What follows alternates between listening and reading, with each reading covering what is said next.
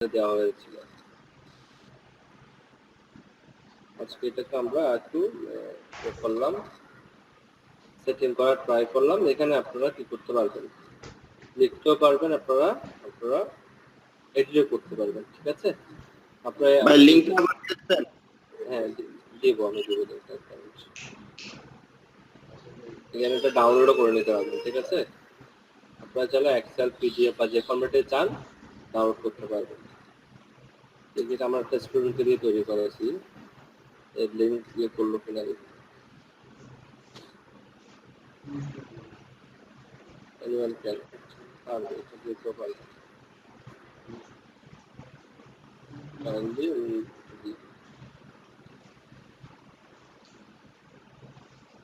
ছবি লাগছে তো, কথা দুটো বলতে পারতেছি না, খুবই ঝামেলা। এই যে সিজনাল ফ্লু,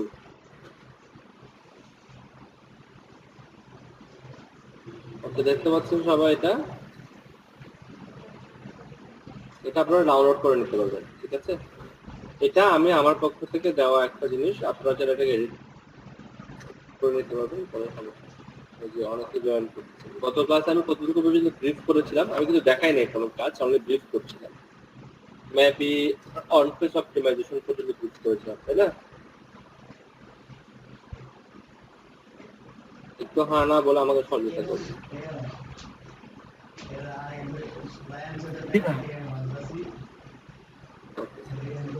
এরপরে আছে ওয়েবসাইট এনহ্যান্সমেন্ট। ওয়েবসাইট এনহ্যান্সমেন্টের এই পার্টটুকু হচ্ছে একজন ওয়েব ডেভেলপারের কাজ। এটা আপনার আমার কারো কাজ নয়। যেমন HTML code clean up and optimize, এটাকে ক্লিন আপ করা, অপটিমাইজ করা, Google page speed test and optimize করা, load speed test and optimize করা, স্ট্রাকচার ডাটা হাইলাইটিং করা। হ্যাঁ, এইগুলো হচ্ছে একজন ওয়েব ডিজাইনার বা ওয়েব ডেভেলপারের কাজ। তো আপনারা যারা অন পেজ বা লোকাল এসইও সার্ভিসগুলো দিবেন, তারা এই জিনিসগুলো অবশ্যই কি করে রাখবেন। ওকে, এখানে কি আমার আসলে আমাদের এসইও এর উপর আলোচনা করা কিছু আছে। এখানে website code clean up and optimise. Optimise মানে হচ্ছে কি যে কোনো জিনিসকে একটু আপডেট করা, উপরের দিকে নিয়ে আসা। এখানে যতগুলো কাজ দেখতেছেন সবগুলো ওয়েবসাইট এনহ্যান্সমেন্টের কাজগুলো, মানে ওয়েবসাইটের ব্যাকএন্ডের যে কাজগুলো আছে অন পেজের, মানে যেটাকে আমরা টেকনিক্যাল এসইও বলি, স্ট্রাকচার ডাটা হাইলাইটিং, এটাও কিন্তু একটা ইম্পর্টেন্ট ইস্যু। তো এটা আমরা স্ট্রাকচার ডাটা কিভাবে তৈরি করতে হয়, একটা আর্টিকেলের স্ট্রাকচার কেমন হওয়া উচিত, এটা নিয়ে আমরা যখন ইন্ডেক্সিং বা অফ পেজ করব, তখন আমরা এখানে আলোচনা করব। আমাদের অফ পেজের একটা আলোচনা আছে, ইম্পর্টেন্ট আলোচনা, এটা হচ্ছে ইন্ডেক্সিং। অনেক সময় দেখবেন আপনি কন্টেন্ট লিখছেন বাট ইন্ডেক্স হচ্ছে না, তো আলটিমেটলি আপনি যত পরিশ্রম করেছেন সবগুলোই কিন্তু নষ্ট যদি ইন্ডেক্সে না হয়। এই জন্য আমরা ইন্ডেক্সিং এ যখন আলোচনা করব, তখন এখানে একটা কথা আছে স্ট্রাকচার, এই স্ট্রাকচার ডাটা হাইলাইটিং, এটা আমরা আলোচনা করবো এখানে। তাও যেহেতু আলোচনাটা আসছে, আমি একটু করে বলে নিই। আপনারা ধরুন আপনি 100টা পোস্ট করছেন ওয়েবসাইটে, দেখা গেল কি আলটিমেটলি আপনার পোস্টগুলো হয় ইন্ডেক্স হয় নাই, অথবা দেরিতে ইন্ডেক্স হচ্ছে। ধরুন আপনার একটা নিউজ সাইট আছে, আজকে যে নিউজটা দিয়েছেন আপনি, এখন পোস্ট করেছেন, আপনার কি মনে হয় যে এই নিউজটা 2 থেকে 3 দিন পরে বা 15 দিন পরে এই নিউজটার কোনো ভ্যালু থাকবে কিনা বলেন? না ভাই, আজকেরটা কেন থাকবে? আজকে নিউজটা আজকে হয়ে থাকবে। কিছু জিনিস আছে যেগুলো হচ্ছে বলা হয় ট্রেন্ডিং ইস্যু, এগুলোকে আপনাকে দ্রুত ইন্ডেক্স করাতে হবে। আপনি যদি দ্রুত ইন্ডেক্স করাতে না পারেন, তাহলে আপনি মার্কেট পাবেন না। এখানে আসলে 3 ধরনের টপিক আমরা চিন্তা করতে পারি। এক ধরনের টপিক মানে হচ্ছে ট্রেন্ডিং, এটার ভ্যালু আজকে বা কালকে পর্যন্ত থাকবে, পরশু এটার ভ্যালু থাকবে না। আরেকটা হচ্ছে mid term trending issue. Mid term trending issue বলতে বোঝানো হচ্ছে, ধরেন এমন একটা ইস্যু যেটা হয়তো বা 1 মাস পর্যন্ত ট্রেন্ডিং থাকতে পারে। ধরুন আপনি একটা মোবাইল ফোন নিয়ে একটা রিভিউ লিখছেন, কিন্তু ওই মোবাইল ফোন একটা দেখবেন ওটা নিয়ে 1 মাস পর্যন্ত একটা হাইপ থাকবে মোবাইল ফোনটা নিয়ে। 1 মাস পরে কিন্তু ওরা হাইপটা থাকবে না। বুঝতে পারছেন? এটা কিন্তু মাথায় রাখতে হবে। এটাকে মিড টার্ম ট্রেন্ডিং বলবো আমি। আরেকটা হচ্ছে এভারগ্রিন। এভারগ্রিন মানে হচ্ছে যে টপিকটা সবসময় গুরুত্বপূর্ণ। মানুষ এটা 1 বছর পরেও পড়বে। আপনার কনটেন্টটা মানুষ 1 বছর পরেও পড়বে। 1 বছর পরেও যে কনটেন্টটা মানুষ পড়বে ওটাকে মূলত বলা হবে এভারগ্রিন কনটেন্ট। বুঝতে পারছেন? তাহলে কেউ কি আমাকে একটু এক্সাম্পল দিতে হবে যে 3টা জিনিস বললাম, 3টার উপর 3টা এক্সাম্পল কেউ দিতে পারবেন আমাকে? আপনারা এক্সাম্পলটা দিতে পারলে আমি বুঝতে পারবো যে আপনারা আসলে বুঝেছেন। প্রথমে আসি আমরা যে ট্রেন্ডিং ইস্যু, যেটা আজকে কালকে 2 দিন হাইপ থাকবে, এরপরে এটা হাইপটা থাকবে না। আপনি যদি নিউজের কথা চিন্তা করেন, প্রত্যেকটা নিউজ কিন্তু একটা ট্রেন্ডিং ইস্যু। একটা সময় ট্রেন্ডিং ইস্যু ছিল আমাদের কক্সবাজারের হত্যাকাণ্ড। এরপরে আস্তে আস্তে দেখতেছেন ট্রেন্ডিং ইস্যু চেঞ্জ হচ্ছে না। এরপরে গত সপ্তাহে ছিল নবাব, কোন একটা নবাব ছিল ঢাকার, আমি জানি না আপনার ঢাকার নিউজগুলো বেশি হয়। এখন ট্রেন্ডিং জি এখন ট্রেন্ডিং নিউজ চলতেছে ফ্রান্স। এরকম কিন্তু একটা ট্রেন্ডিং চলে। আমেরিকান নির্বাচন, হ্যাঁ, আজকে থেকে আজকে আমেরিকান নির্বাচনের কিন্তু শেষ ভোট গ্রহণের শেষ ভোট দেওয়ার আজকে। তো এখানে এটা নিয়ে আবার চলবে, ভোট গণনা শুরু হবে আজকে থেকে ভোট গণনা শুরু হবে। এটা নিয়েও চলবে আবার একটা কি জল্পনা কল্পনা। দ্যাট মিনস ট্রেন্ডিং নিউজ গুলো আপনি যদি আমেরিকান নির্বাচনের কথা এখন থেকে 1 সপ্তাহ পরে আপনি আলোচনা করেন, এটা কিন্তু আসলে কার্যকর হবে না। বুঝতে পারছেন?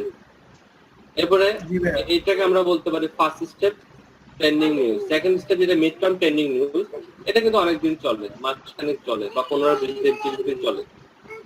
যেমন ফ্রান্সের ইস্যুটা ধরেন, ফ্রান্সের ইস্যুটা আরো অনেকদিন চলবে। হয়তো বা অন্য ইস্যুর কাছে এটা একটু ধামাচাপা আসতে পারে, কিন্তু ইস্যুটা কিন্তু আরো অনেকদিন চলবে।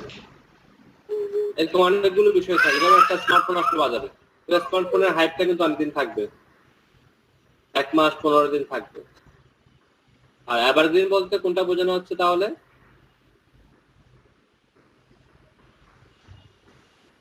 ভাই এটা মুভি হতে পারে, বিভিন্ন মুভি। না মুভি ট্রেন্ডিং ইস্যু নিয়ে মিড টার্ম ট্রেন্ডিং ইস্যু থাকে।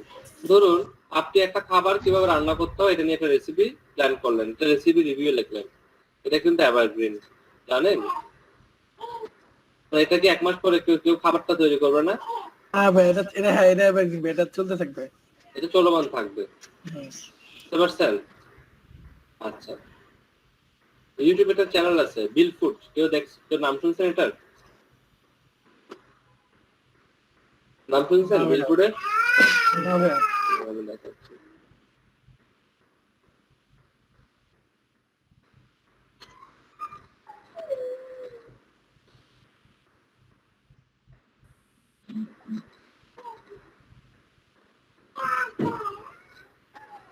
কি বলে একটু কি শেয়ার করে দাও, চাপে ছিল মোবাইল লক করে দাও, শেয়ার করলে সমস্যা। এটা হচ্ছে বিলফুডের চ্যানেল। এই বিলফুডের 3 থেকে 4 জন আছে, তারা হচ্ছে ফ্যামিলি মেম্বার। একটা হচ্ছে ওর মা, আরেকটা হচ্ছে ছেলে, ছেলের বউ, আরেকজন থাকে, টোটাল 4 জন থাকে।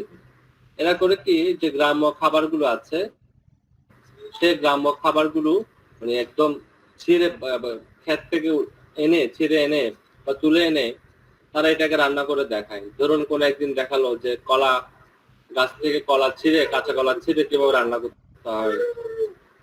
কোন একদিন দেখালো যে আপনার শাক কিভাবে রান্না করতে হয়। কোন একদিন দেখালো চালের ভাজা খিচুড়ি কিভাবে রান্না করতে হয়। কোন একদিন দেখালো মিষ্টি কুমড়া কিভাবে রান্না করতে হয়। এটা হচ্ছে সেই বিলফুড চ্যানেল। আপনি যদি এটা দেখাতে, এই জিনিসগুলো কিন্তু একটা হাইপ আছে, দেখতেছেন? এটা কিন্তু এভার ট্রেন্ডিং নিউজ। এখানে উনি যেই বিষয়টা দেখাচ্ছে, উনি এখানে দেখাচ্ছে যে মাংস দিয়ে আলু দিয়ে কিভাবে রান্না করতে হয়। এটা কিন্তু মানুষ কিন্তু এখন থেকে 1 বছর 2 বছর পরেও কিন্তু দেখবে, তাই না? এটা ফ্যামিলি, এটা ভিউ তো ভাই অনেক বেশি ভাই। ভিউ দেখে আপনি ভিউ দেখে আপনি মন খারাপ করিয়েন না। আপনি মন খারাপ করবেন এখনই যখন আমি আপনাকে একটা জিনিস দেখাবো। গ্রামের অশিক্ষিত একটা মহিলা কি করতেছে জাস্ট এখন দেখবে। অশিক্ষিত বলবো না, সে যেহেতু এই কাজটা করতেছে, আমি বলবো সে আমাদের চেয়ে বেশি শিক্ষিত। হ্যাঁ ভাই, উনি ওই বিষয়ে এক্সপার্ট। আমাদের চেয়ে বেশি শিক্ষিত। কারণ হচ্ছে কি আমরা তার চেয়ে অনেক বেশি জানি, কিন্তু করছি না। সে আমাদের চেয়ে কম জানে, বাট যেটা জানে সে ওটাই করছে।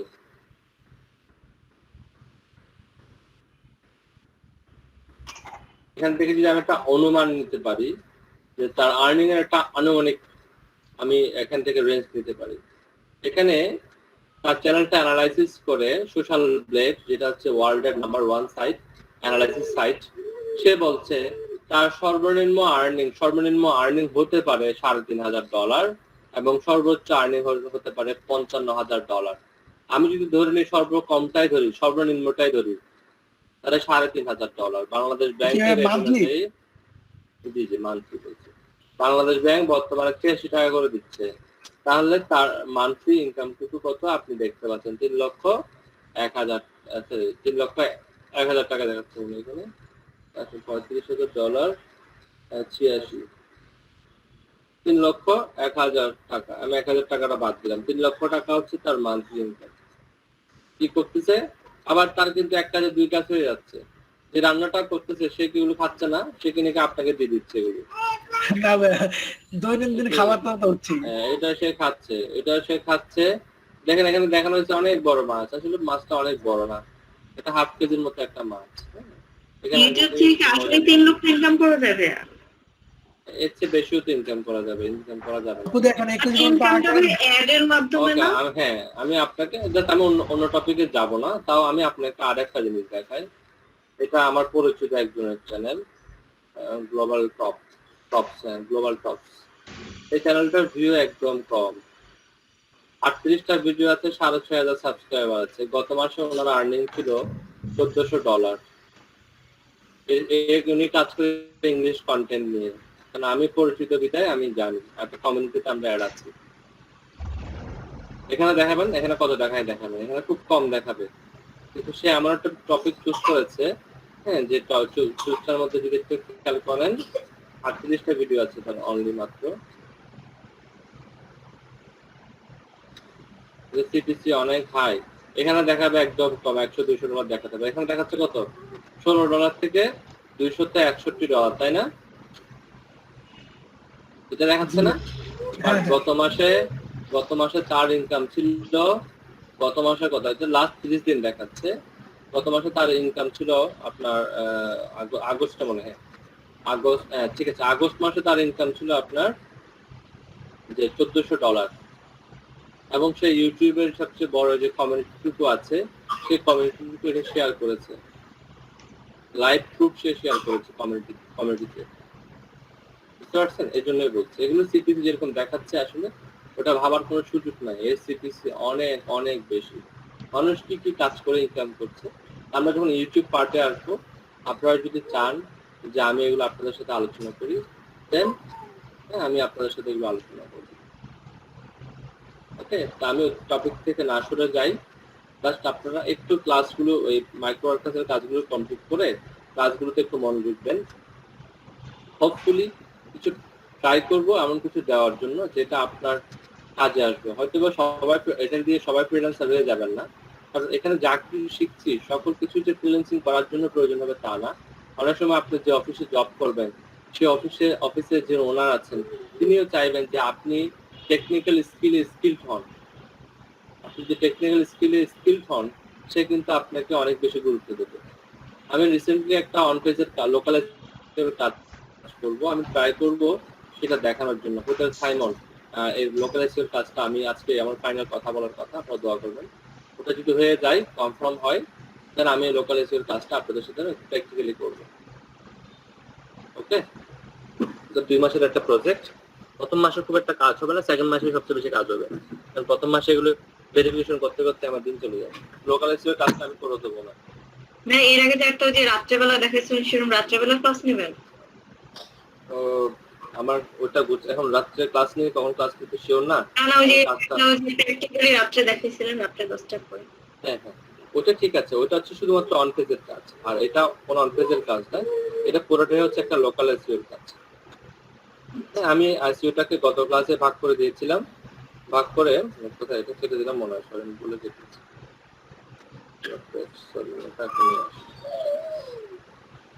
এখানে একটা ব্যাকগ্রাউন্ড সাউন্ডের কারণে একটু দুঃখিত, বাচ্চাটা খেলতেছে, একটু আওয়াজ হচ্ছে এই জন্য। ভাই এটা কোনো ব্যাপার না। এখন তো চুপ করাতে গেলে আমাকে কামড় খাইতে হবে, বুঝছেন? এই জন্য আমি আর সাহস করে যেতে পারছি না। আমি এদিকে কনসেন্ট্রেট হাতে হাতে শব্দগুলো ফেক না। ভাই একে তো মনে করেন একে তো মনে করেন বললাম যে কক্সবাজার নিয়ে যাব, ও কক্সবাজার তো গিয়ে যে খরচ করাবে তার আগে এ আমাকে প্রচুর খরচ করা দিচ্ছে। এর একটা লম্বা শপিং লিস্ট আমার কাছে অলরেডি জমা করছে, যেটা আমাকে এই মাসে করে দিতে হবে। তো ও যে টাকার লিস্ট জমা করছে ওই টাকায় 2-3 জন মানুষ কক্সবাজার থেকে ঘুরে আসতে পারবে। বুঝতে পারছেন? আরে বাচ্চাদের থেকে দাম বেশি ভাই, বড় মানুষের থেকে বাচ্চাদের এখন দিকে দাম বেশি। তারা দেশে তো আরো সমস্যা করে দিল, বুঝলেন না? আগে তো বলতাম যে আমি দোকানে গেছি এটা পাই নাই, এখন তো বলার সুযোগ নাই, এখন থেকে দারাজের সামনে চলে আসে, ও দারাজে তো আছে। আবার প্রতি মাসে মাসে একটা অফার দিচ্ছে 10, 11, 11, 12, এগুলোতে যে আমাদের কি অবস্থা হচ্ছে আমরাই জানি। দারাজ তো আর জানি না, দারাজ অ্যাডভার্টাইজ করতেছে, আর অ্যাডভার্টাইজটা আমরা দেখি আর মনে করি কি গেছি, আমরা গেছি 10 বলতেছে। এখন যখন আবার বলে দিচ্ছে 11, তখন বুকের মধ্যে আবার হাঁটতে হাঁটতে বাবা চলে আসছে, আল্লাহ জানে 11 কি হয়। আবার বলবে যে 12, শেষ। আবার বলবো যে 1, 2, 3, মানে প্রতি মাসে একটা কি আছে, লেগে আছে একটা প্যারা। এটা কখন যে বন্ধ হবে? আমাদের এখানে একজন স্টুডেন্ট আছে, তারা যে এক্সিকিউটিভ অফিসার, হ্যাঁ, ওকে আমি বলছি যে তোমরা এগুলো 1, 1, 2 দিয়ে এগুলো বন্ধ করো না কেন? এটার জন্য তো আমি যা প্রতি মাসে স্যালারি পাচ্ছি তার তো খুব আমার হুমকির মুখে স্যালারি গুলো, তাড়াতাড়ি এটা বন্ধ করো। তো বলছে আপনাদের খরচ হলে তো আমার বেতন পাবো। এই জন্য খুব আসি কষ্টের মধ্যে। এখন হাজি সেলিমের মতো বক্তব্য একটা দিতে হবে, না তো হচ্ছে না। ওকে আমরা টপিকে ব্যাক করি আবার। আমরা গত ক্লাসে এগুলোকে ভাগ ভাগ করে দেখিয়েছি, ভাগ ভাগ করে এক্সপ্লেন করেছি, এবং আমি বলেছি এখান থেকে আমি ভাগ ভাগ করে দেখাতে গেলে যে সময়টুকু লাগবে সেই সময়টুকুর মধ্যে কিন্তু আমি দেখেন প্রথমে বলেছি এসইও 2 প্রকার, একটা ব্ল্যাক হেড একটা হোয়াইট হেড। আমি শুধুমাত্র এখানে হোয়াইট হেড নিয়ে আলোচনা করবো। গ্রে হেড এবং ব্ল্যাক হেডের উপর আমার একটা প্রিমিয়াম কোর্স আছে, ইন্টারেস্টেড তারা সেখানে জয়েন করতে পারে। এরপরে বলেছি যে এখানে এসইও 2 ধরনের আছে, অন পেজ অফ পেজ। আবার অন পেজটাকে 2 ভাগে ভাগ করা যেতে পারে, টেকনিক্যাল এবং অন পেজ 2 ভাগে ভাগ করা যেতে পারে। এটাকে অনেকে এসইওটাকে 3 ভাগে ভাগ করে, অনেকে 2 ভাগে ভাগ করে। তো 2 ভাগে 3 ভাগে এটা এক কথা, ঠিক আছে? এটা ওই মামার একটা গল্প আছে, আপনারা নিশ্চয়ই শুনেছেন। মামা 2 ভাগিনাকে নিয়ে বেরিয়েছে রাস্তায়, নাস্তা করতে গেছে। এখন ওইখানে কলা ছিল 2টা, মামা 2টা কলা নিয়ে 2 ভাগিনাকে দিয়ে দিছে। তো মামা তাদেরকে বলতেছে তোরা 2 খা, হ্যাঁ তোরা 2 খা, আমাকে অর্ধেক দিস। এখন এটা হয়ে গেছে সে মামার গল্পের মতো। আপনি অন পেজ এবং টেকনিক্যাল এসইওটাকে একভাবে চিন্তা করতে পারেন, একসাথে চিন্তা করতে পারেন, আবার চাইলে এটাকে সেপারেটলি চিন্তা করতে পারেন। সেপারেটলি চিন্তা করলে এটা হয়ে যাবে 3 বলতে পারেন আপনি, একসাথে চিন্তা করলে এটা হয়ে যাবে 2। বুঝছেন আমার কথা? আমি চিন্তা করলাম এখানে অন পেজ অফ পেজটাকে যতটুকু না এখানে গুরুত্বপূর্ণ, তার থেকে অনেক বেশি গুরুত্বপূর্ণ হয়ে গেছে বর্তমানে লোকাল এসইও এবং গ্লোবাল এসইও। লোকাল এসইওটা মূলত কাজে আসে যে লোকাল বিজনেস টুকুকে গ্রো করার জন্য। ধরুন কোন একজন, গত ক্লাসে একটা এক্সাম্পল দিয়েছে, কোন একটা রেস্টুরেন্টের মালিক এসে আপনাকে বললো যে আমার রেস্টুরেন্ট টুকুকে একটু আমাকে আমার সাথে যেটা হলো আর কি, গতকালকে দুপুরে আমাকে ফোন করে বললো যে আমার রেস্টুরেন্ট টুকুকে চিটাগংয়ের মধ্যে একটু জাস্ট বুস্ট আপ করে দিতে হবে। আমি তোমার রেস্টুরেন্টকে চিটাগংয়ে বুস্ট করবো, ঠিক আছে, তোমার রেস্টুরেন্ট কোথায়? তো উনি বললেন যে আমার রেস্টুরেন্ট হচ্ছে রাঙামাটিতে। তা আমি বললাম ঠিক আছে, তোমার রেস্টুরেন্ট যেহেতু রাঙামাটিতে, তো তুমি যতই বুস্ট আপ করো তোমার রেস্টুরেন্টটা চিটাগংয়ে কখনো র্যাঙ্ক করবে না। বিকজ একটা বিজনেস যখন কোন একটা এলাকা ভিত্তিক হয়, কোন একটা ডিস্ট্রিক্ট ভিত্তিক হয়, তখন সেটাকে ওই ডিস্ট্রিক্টে র্যাঙ্ক করানো যাবে। তাহলে চিটাগংয়ে র্যাঙ্ক করালে ওটা খুব একটা লাভ আসবে না। ধরুন চিটাগংয়ে সার্চ করলো বেস্ট রেস্টুরেন্ট ইন চিটাগং, তো চলে আসলো সে সাইমন রেস্টুরেন্টের নাম। আসলে লাভ কি হবে বলেন? মানুষকে এবার চিটাগং থেকে রাঙামাটি চলে আসবে খাওয়ার জন্য, কি কখনো হয়? হয় না। তো তাকে র্যাঙ্ক করতে হবে কোথায়? রাঙামাটিতে। রাঙামাটিতে এসে যখন কেউ রেস্টুরেন্ট লিখে সার্চ করবে, রাঙামাটিতে এসে যখন কেউ রেস্টুরেন্ট নিয়ার মি লিখে সার্চ করবে, বা রাঙামাটিতে এসে কেউ বেস্ট রেস্টুরেন্ট ইন রাঙামাটি লিখে সার্চ করবে, তখন সে রেস্টুরেন্ট সাইমনের কথা আসতে হবে, দেন এটা তখন অ্যাকসেপ্টেড হবে, বেশি অ্যাকসেপ্টেড হবে, বুঝতে পারছেন? তখন তাকে আমি এটা বললাম, ঠিক আছে আমি ওটা বুঝি না, এখন আমি বুঝতে পারি নাই, আপনি আমাকে মানে ওই রাঙামাটির মধ্যে আমার রেস্টুরেন্টটার জন্য বেস্ট হয় সেটা সে এখনো কিন্তু বলে যাচ্ছে যে চিটাগং, আমি যাচ্ছি চিটাগংয়ের মধ্যে বেস্ট করার জন্য। চিটাগংয়ের মধ্যে বেস্ট করে আসলে লাভটা কি হবে? আপনার যদি শাখা থাকতো সেটা হচ্ছে ভিন্ন বিষয়, আপনার তো কোনো শাখা নাই, আপনার একটা রেস্টুরেন্ট আছে সেটা রাঙামাটিতে, ধরুন আপনার একটা রেস্টুরেন্ট আছে ঢাকা মিরপুরে, এখন কেউ নারায়ণগঞ্জ থেকে সার্চ করে দেখলো যে বেস্ট রেস্টুরেন্ট, তো সেখানে যদি আপনার মিরপুর রেস্টুরেন্টটা আসে, সেখানে নারায়ণগঞ্জ থেকে মিরপুর চলে যাবে শুধু নাস্তা খাওয়ার জন্য, কখনো যাবে না। কিন্তু যখন তখন গুগলও বুঝবে, গুগলও চিন্তা করবে যে কি সে নারায়ণগঞ্জ লিখে যখন রেস্টুরেন্ট লিখে সার্চ দিল, সে নারায়ণগঞ্জের আশেপাশে নিশ্চয়ই কোনো রেস্টুরেন্ট খুঁজতেছে, তো তাকে যদি আমি এখন রাঙামাটির রেস্টুরেন্টটা দেখাই, কোনো কি লাভ আছে বলেন? নারায়ণগঞ্জে বসে যিনি সার্চ করবেন ওনাকে রাঙামাটি রেস্টুরেন্ট লেখার লাভ হবে কোনো? লাভ হবে না, এটা কি গুগলে দেখাবে যে গুগল তো লোকাল গুলাই দেখানোর কথা এই রেস্টুরেন্টের, গুগল লোকাল গুলোই দেখাবে। যদি আপনি লিখেছেন বেস্ট রেস্টুরেন্ট রাঙামাটি, তখন আসতেছে ভিন্ন কথা, এটা তো সম্ভবই না, কখনো কখনো সম্ভবই না, এটা কখনো দেখাবেই না। কারণ গুগল আপনাকে যে ইউজার সার্চ করছে তার একটা নির্দিষ্ট এরিয়ার মধ্যে দেখাবে। মূলত গুগল এটা দেখাই আমরা যে জিপ কোডটা দেই, জিপ কোডের উপর বেস করে দেয়। ধরুন আমি এখন জিপ কোড আছে 4500 জিপ কোডটাতে আছে, আমার লোকেশন আছে কোথায় 4500 জিপ কোডটাতে। এখন আমি যদি এখান থেকে সার্চ করি রেস্টুরেন্ট রেস্টুরেন্ট লিখে সার্চ করি, তাহলে আমার 4500 এই জিপ কোডটার মধ্যে যতগুলো রেস্টুরেন্ট গুগলের মধ্যে সাবমিট করা আছে এই অ্যাড্রেস দিয়ে 4500 অ্যাড্রেস দিয়ে, সেগুলোকে কিন্তু র্যাঙ্ক করাবে। আমার কথা বুঝতে পারছেন? বাকিগুলোকে র্যাঙ্ক করাবে না, আর গুগল জানে র্যাঙ্ক করিয়ে কোনো লাভ হবে না।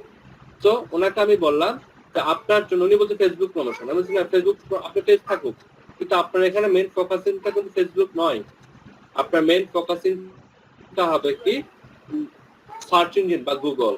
দেন তখন আপনাকে যে কাজটুকু করতে হবে, এই যে কাজটুকু করছে লোকাল বিজনেসটুকুকে প্রমোট করছে। আমি রেস্টুরেন্ট বললাম, সেটা রেস্টুরেন্ট না হয়ে কোনো ফার্মেসি হতে পারে, সেটা কোনো ফার্নিচার শোরুম হতে পারে, সেটা কোনো মোটরসাইকেলের শোরুম হতে পারে না, বা সেটা কোনো ইলেকট্রনিক্স শোরুম হতে পারে। এই যে লোকাল বিজনেস গুলোকে গ্রো আপ করার জন্য যে কাজটুকু করতে হয় সেটাকে মূলত বলা হয় লোকাল এসইও।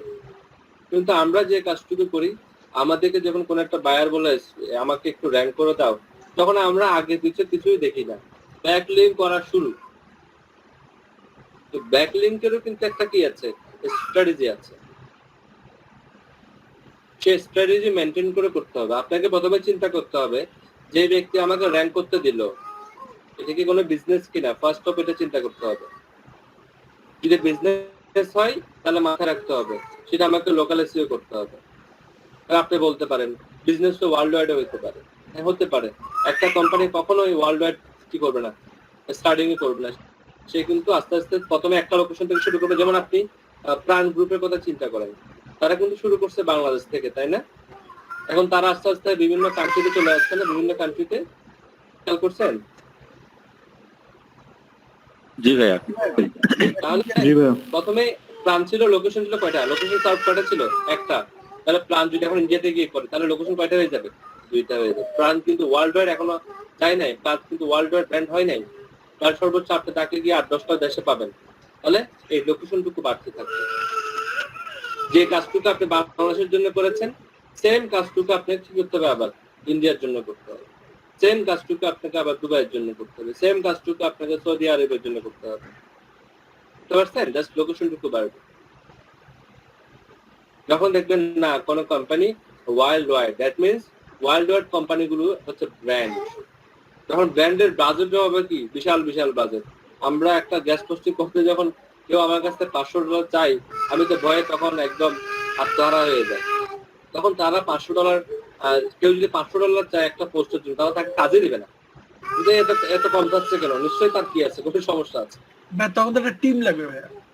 তখন তো বিশাল টিম লাগবে, একটা মার্কেটিং এর জন্য ভবনই লাগবে, টিম তো অনেক দূরের কথা। আপনি অ্যামাজনের পার ডে আপনার মার্কেটিং কস্ট কি পরিমাণ এটা আমরা কল্পনা করতে পারি না। আপনাদের যা ছোট্ট একটা আমি এক্সাম্পল দিই, যখন আইপিএল এর কথা, আইপিএল তো সবাই দেখেন, এখানে অনেকের পছন্দের, আমরা তো আসলে দেখার সুযোগ পাই না, মাঝে মধ্যে হাইলাইট দেখি, আর অত সময় থাকে না যে আইপিএল দেখবো, একটা মুভি দেখতে মাঝে মধ্যে অনেক কষ্ট হয়েছে। তো আইপিএল এর প্রথম আইপিএল যখন হয়েছিল, প্রথম আইপিএল এর আমি ওদের মার্কেটিং স্ট্র্যাটেজিটুকু আমি রিসার্চ করেছি, যেহেতু এই সেক্টরে আছি, অনেক কিছু আমাদেরকে রিসার্চ করতে হয়, প্ল্যানিং দিতে হয়। তো সেখানে আমি একটা জিনিস দেখেছি যে আইপিএল এর সেট ম্যাক্স যখন আইপিএলটা দেখাচ্ছিল, তো আইপিএল এর মাঝখানে একটা অ্যাড দিত না, মানে একটা ওভার হলে একটা অ্যাড দিত না? ওভার হলে অ্যাড দিত, উইকেট পড়লে অ্যাড দিত। হ্যাঁ, ওভার বলে মানে যে কোনো একটা কাজ পাই, কোনো কারণে দেখা যাচ্ছে যে কথা বলছে দেরি হচ্ছে, একটা অ্যাড দিয়ে দিচ্ছে, বা একটা ওভারের মধ্যে দুইটা অ্যাডও দিয়ে দিচ্ছে, তাই না?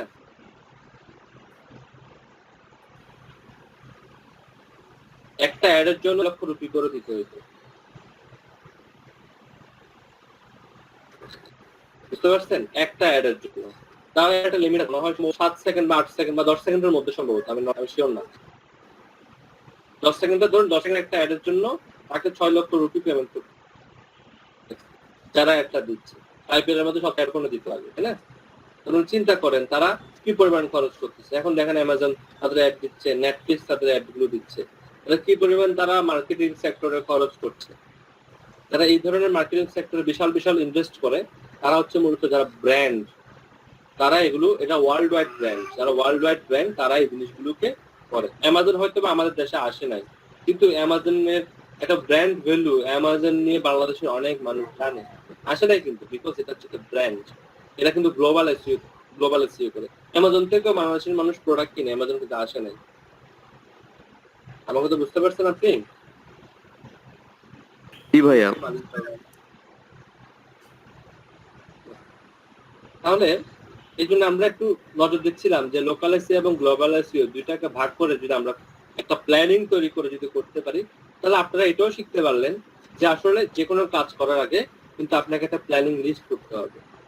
আপনি যদি উইদাউট প্ল্যানিং এগোন, তাহলে এটা আপনার জন্য ভালো না, বাইরের জন্য ভালো না। ধরুন আমি আপনার বায়ার, ধরুন আপনি বায়ার, আপনি প্রতিনিয়ত কন্টেন্ট লেখান মানুষকে দিয়ে, বা আপনি ধরেন রিয়েল এস্টেটের বিজনেস করেন, রিয়েল এস্টেটের বিজনেসের মধ্যে কিছু কিছু কাজ থাকে কমন কাজ, যেমন ইলেকট্রিশিয়ানের কাজ থাকে, এরপরে আরো অনেক ধরনের কাজ থাকে, রঙের কাজ থাকে, অনেক ধরনের কাজ থাকে না? ধরুন কোন একজন ইলেকট্রিশিয়ান আপনার একটা বিল্ডিং এর ইলেকট্রিক কাজটা খুব ভালো করছে, সে আপনাকে স্যাটিসফাইড করতে পারছে, পরবর্তী কোনো বিল্ডিং এর যদি কাজ করেন, আপনি কি অন্য কোনো লোক খুঁজবেন নাকি যে আগে ভালো করেছে তাকে খুঁজবেন? অবশ্যই যে ভালো করছে তাকে খুঁজবো। তার মানে আমরা সকলেই কি চাই, আমরা কিন্তু চাই না যে প্রতিনিয়ত, কিন্তু আমরা ব্যক্তি চেঞ্জ করতে চাই না। ঠিক বায়ারদের ক্ষেত্রেও তা, আপনি যদি কোনো একটা বায়ারকে স্যাটিসফাইড করতে পারেন, অনেস্টলি ট্রুলি স্যাটিসফাইড করতে পারেন, সে কিন্তু আপনাকে কন্টিনিউয়াসলি কাজ দেবে, যেমন আমার একটা স্টুডেন্টের কথা বলি, একটা বায়ার তাকে 1.5 মাসে $200 কাজ দিচ্ছে, একটা বায়ারে, অন্য বায়ার কোনো চেঞ্জই নেই, একটা বায়ার। এখন ওই কি করে, ও ভিডিও তৈরি করে। এখন বায়ারের ইউটিউব চ্যানেল আছে, বায়ার ইউটিউব চ্যানেলে প্রতি মাসে 7 থেকে 8টা ভিডিও দেয়, এবং 7 থেকে 8টা ভিডিও গুলো তাকে দিয়ে করাচ্ছে, একটা ভিডিও $20 করে, তাকে দিয়ে গত 1.5 মাস শেষে 10টা ভিডিও তৈরি করছে, এবং $200। আজকে 10 নম্বর অর্ডার ছিল সকালে, আমাকে সে নক করে বললো। একটা বায়ার তাকে দিয়ে, যখন বায়ারটা স্যাটিসফাইড হলো, বায়ার তখন তাকে দিয়ে কি করাচ্ছে, কন্টিনিউয়াসলি জব করাচ্ছে। প্রত্যেকটা কাজ দেখবেন এসইওর মধ্যে, এটা কিন্তু একবার করে ফেলে রাখার মতো কাজ না, এটা কিন্তু একটা কন্টিনিউয়াস প্রসেস। আপনি কন্টেন্ট লিখালেন, কাউকে দিয়ে স্যাটিসফাইড, আপনি কিন্তু তাকে দিয়ে কন্টিনিউয়াস কন্টেন্ট লিখাবেন, ভিডিও বানালেন ইউটিউব চ্যানেলের জন্য, তাকে দিয়ে কিন্তু কন্টিনিউয়াস ভিডিও বানাবেন। That means continuous process. বেশিরভাগ ক্ষেত্রে এখানে কন্টিনিউয়াস প্রসেসগুলো বারবার রিপিট হয়, লুপিং হয়। এই জন্য যে কোনো কাজ করার আগে একটা প্ল্যানিং করে করবেন, প্ল্যানিং করলে তারা আপনি বুঝতে পারবেন যে কোথায় আপনার ভুলগুলো হচ্ছে, আপনি ভুলগুলোকে একটা একটা ধরে চেক করে করে মার্ক আপ করতে পারবেন, নোট করে প্ল্যানিং করে একেবারে। আর গুছিয়ে কাজ করলে কাজ করেও মজা পাবেন। আপনিও গুছিয়ে কাজ করলে কখন এটা করছেন কখন এটা করছেন, কোন একটা ভুলে যেতে পারেন। আর এখান থেকে যদি কোনো একটা কাজ মিসিং হয়ে যায় তাহলে কিন্তু কোনো লাভ হবে না। একটা বেলুন, অনেক বড় বেলুন, যদি ছোট্ট একটা ছিদ্র থাকে তাহলে বেলুনটাকে থাকবে নষ্ট হয়ে, তার ইয়েটা বায়ুটা বের হয়ে যাবে, বাতাসটা বের হয়ে যাবে,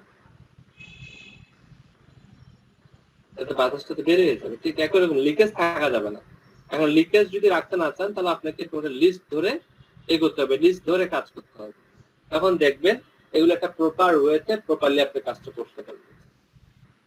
যেটা বলছিলাম যে ওয়েবসাইট এনহ্যান্সমেন্ট ওয়েব ডিজাইনারের কাজ, এখানে স্ট্রাকচার যে বিষয়টা আমি বলেছিলাম, স্ট্রাকচার মানে হচ্ছে গুগলের যে রোবট বা বিং এর যে রোবট বা অন্যান্য সার্চ ইঞ্জিনের যে রোবটটুকু আছে, এই রোবটরা আপনার ওয়েবসাইটে এসে কন্টেন্টটাকে যখন সে রিড করবে তখন সে একটা স্ট্রাকচার ফলো করবে, স্ট্রাকচার ফলো করে এটা রিড করবে। স্ট্রাকচার বলতে সে দেখবে H1টাকে সে চিন্তা করবে এটা একটা টাইটেল, H2 এটাকে সে চিন্তা করবে সাবটাইটেল, H3টাকেও সে চিন্তা করবে সাবটাইটেলের মধ্যে আরেকটা সাবটাইটেল। দ্যাট মিন্স এখানে কিন্তু একটা স্ট্রাকচার লাগবে, আপনাকে একটা ডাটা স্ট্রাকচারিং করতে হবে। যখন যত বেশি আপনি ডাটা স্ট্রাকচারিং করে কন্টেন্টটাকে লিখবেন তখন এটা দ্রুত পড়তে পারবে। আর ডাটা স্ট্রাকচারিং করে যদি আপনি লেখাটা লিখতে না পারেন তখন সেটা কিন্তু কি করতে পারবে না, পড়তে পারবে না। আমি আপনাকে আরেকটু গুছিয়ে দিই তাহলে আপনি বুঝতে পারবেন। একজন সাংবাদিক যখন, এখানে কেউ আছেন সাংবাদিক আছেন, লেখালেখি করেন এমন কেউ আছেন এখানে? বাংলাদেশের ঘরে ঘরে তো সম্পাদক পাওয়া যায় মাঝে মধ্যে, অনেকের পত্রিকাও আছে, সাংবাদিক আছেন কেউ? আচ্ছা, হয়তো এবিসি একটু মিসিং গেছে, তাও আমি একটু বলি সবাই বুঝবে। ধরুন কোন একটা সংবাদ সম্মেলন হচ্ছে, সেখানে একজন সাংবাদিক গেছে, তো সংবাদ সম্মেলনের বিষয়গুলো সে নোট করে না। যখন সাংবাদিকদের পক্ষ থেকে প্রশ্ন করা হয় এবং সেই প্রশ্নটা যখন উনি উত্তর দেয় তখন সাংবাদিক নোট করে, নিশ্চয়ই নোট করে সাংবাদিক। এই নোটকৃত অংশটুকু আমরা রাফ বলি এবং নোট করার জন্য তারা কিন্তু একটা কি করে, আলাদা একটা ভাষা ব্যবহার করে। এই ভাষাটার নাম হচ্ছে বুঝি নাই, শর্টহ্যান্ড ভাষা ব্যবহার করে। হ্যাঁ, শর্টহ্যান্ড। আচ্ছা, শর্টহ্যান্ড ভাষায় ব্যবহার করে। এখন এই যে একটা ধরুন অনেকে শর্টহ্যান্ড পারে, অনেকে শর্টহ্যান্ড পারে না। এখন কিন্তু দেখবেন দেশে সাংবাদিক হয়ে আছে শর্টহ্যান্ড না শিখে। এখন সে করে কি তার মতো করে নোট করে রাখে। কোথাও একজন বললো যে আমরা এই সেতুটি করার জন্য 200 কোটি টাকা বরাদ্দ করলাম, তিনি লিখে রাখে সেতু 200 কোটি বরাদ্দ, বাকিটুকু লেখে না। ঠিক আছে, সে পয়েন্টগুলো নোট করে। এখন সেই নোটকৃত পয়েন্টটুকুকে যদি সে পত্রিকা তুলে দেয়, আপনি কিছু ভালোভাবে বুঝতে পারবেন? ভালোভাবে তো বাদ দেন, কিছু বুঝতে পারবেন না।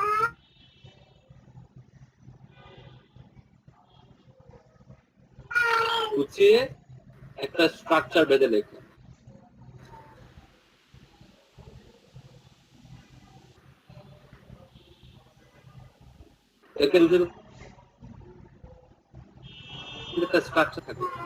আজকে যে নিউজটা ঘটছে সেই নিউজের যদি পুরাতন কোনো হিস্ট্রি থাকে, সেই নিউজের মধ্যে কিন্তু আসছে সেটাও কিন্তু লেখা হয়। একটা সাথে কিন্তু সেটাকে লিখে আন্তাজে কিন্তু শিখতে পারে না। আপনাদের নিশ্চয়ই মনে আছে ছোটবেলায় আমরা কিন্তু লিখতাম যে গরুর রচনা, আমাদের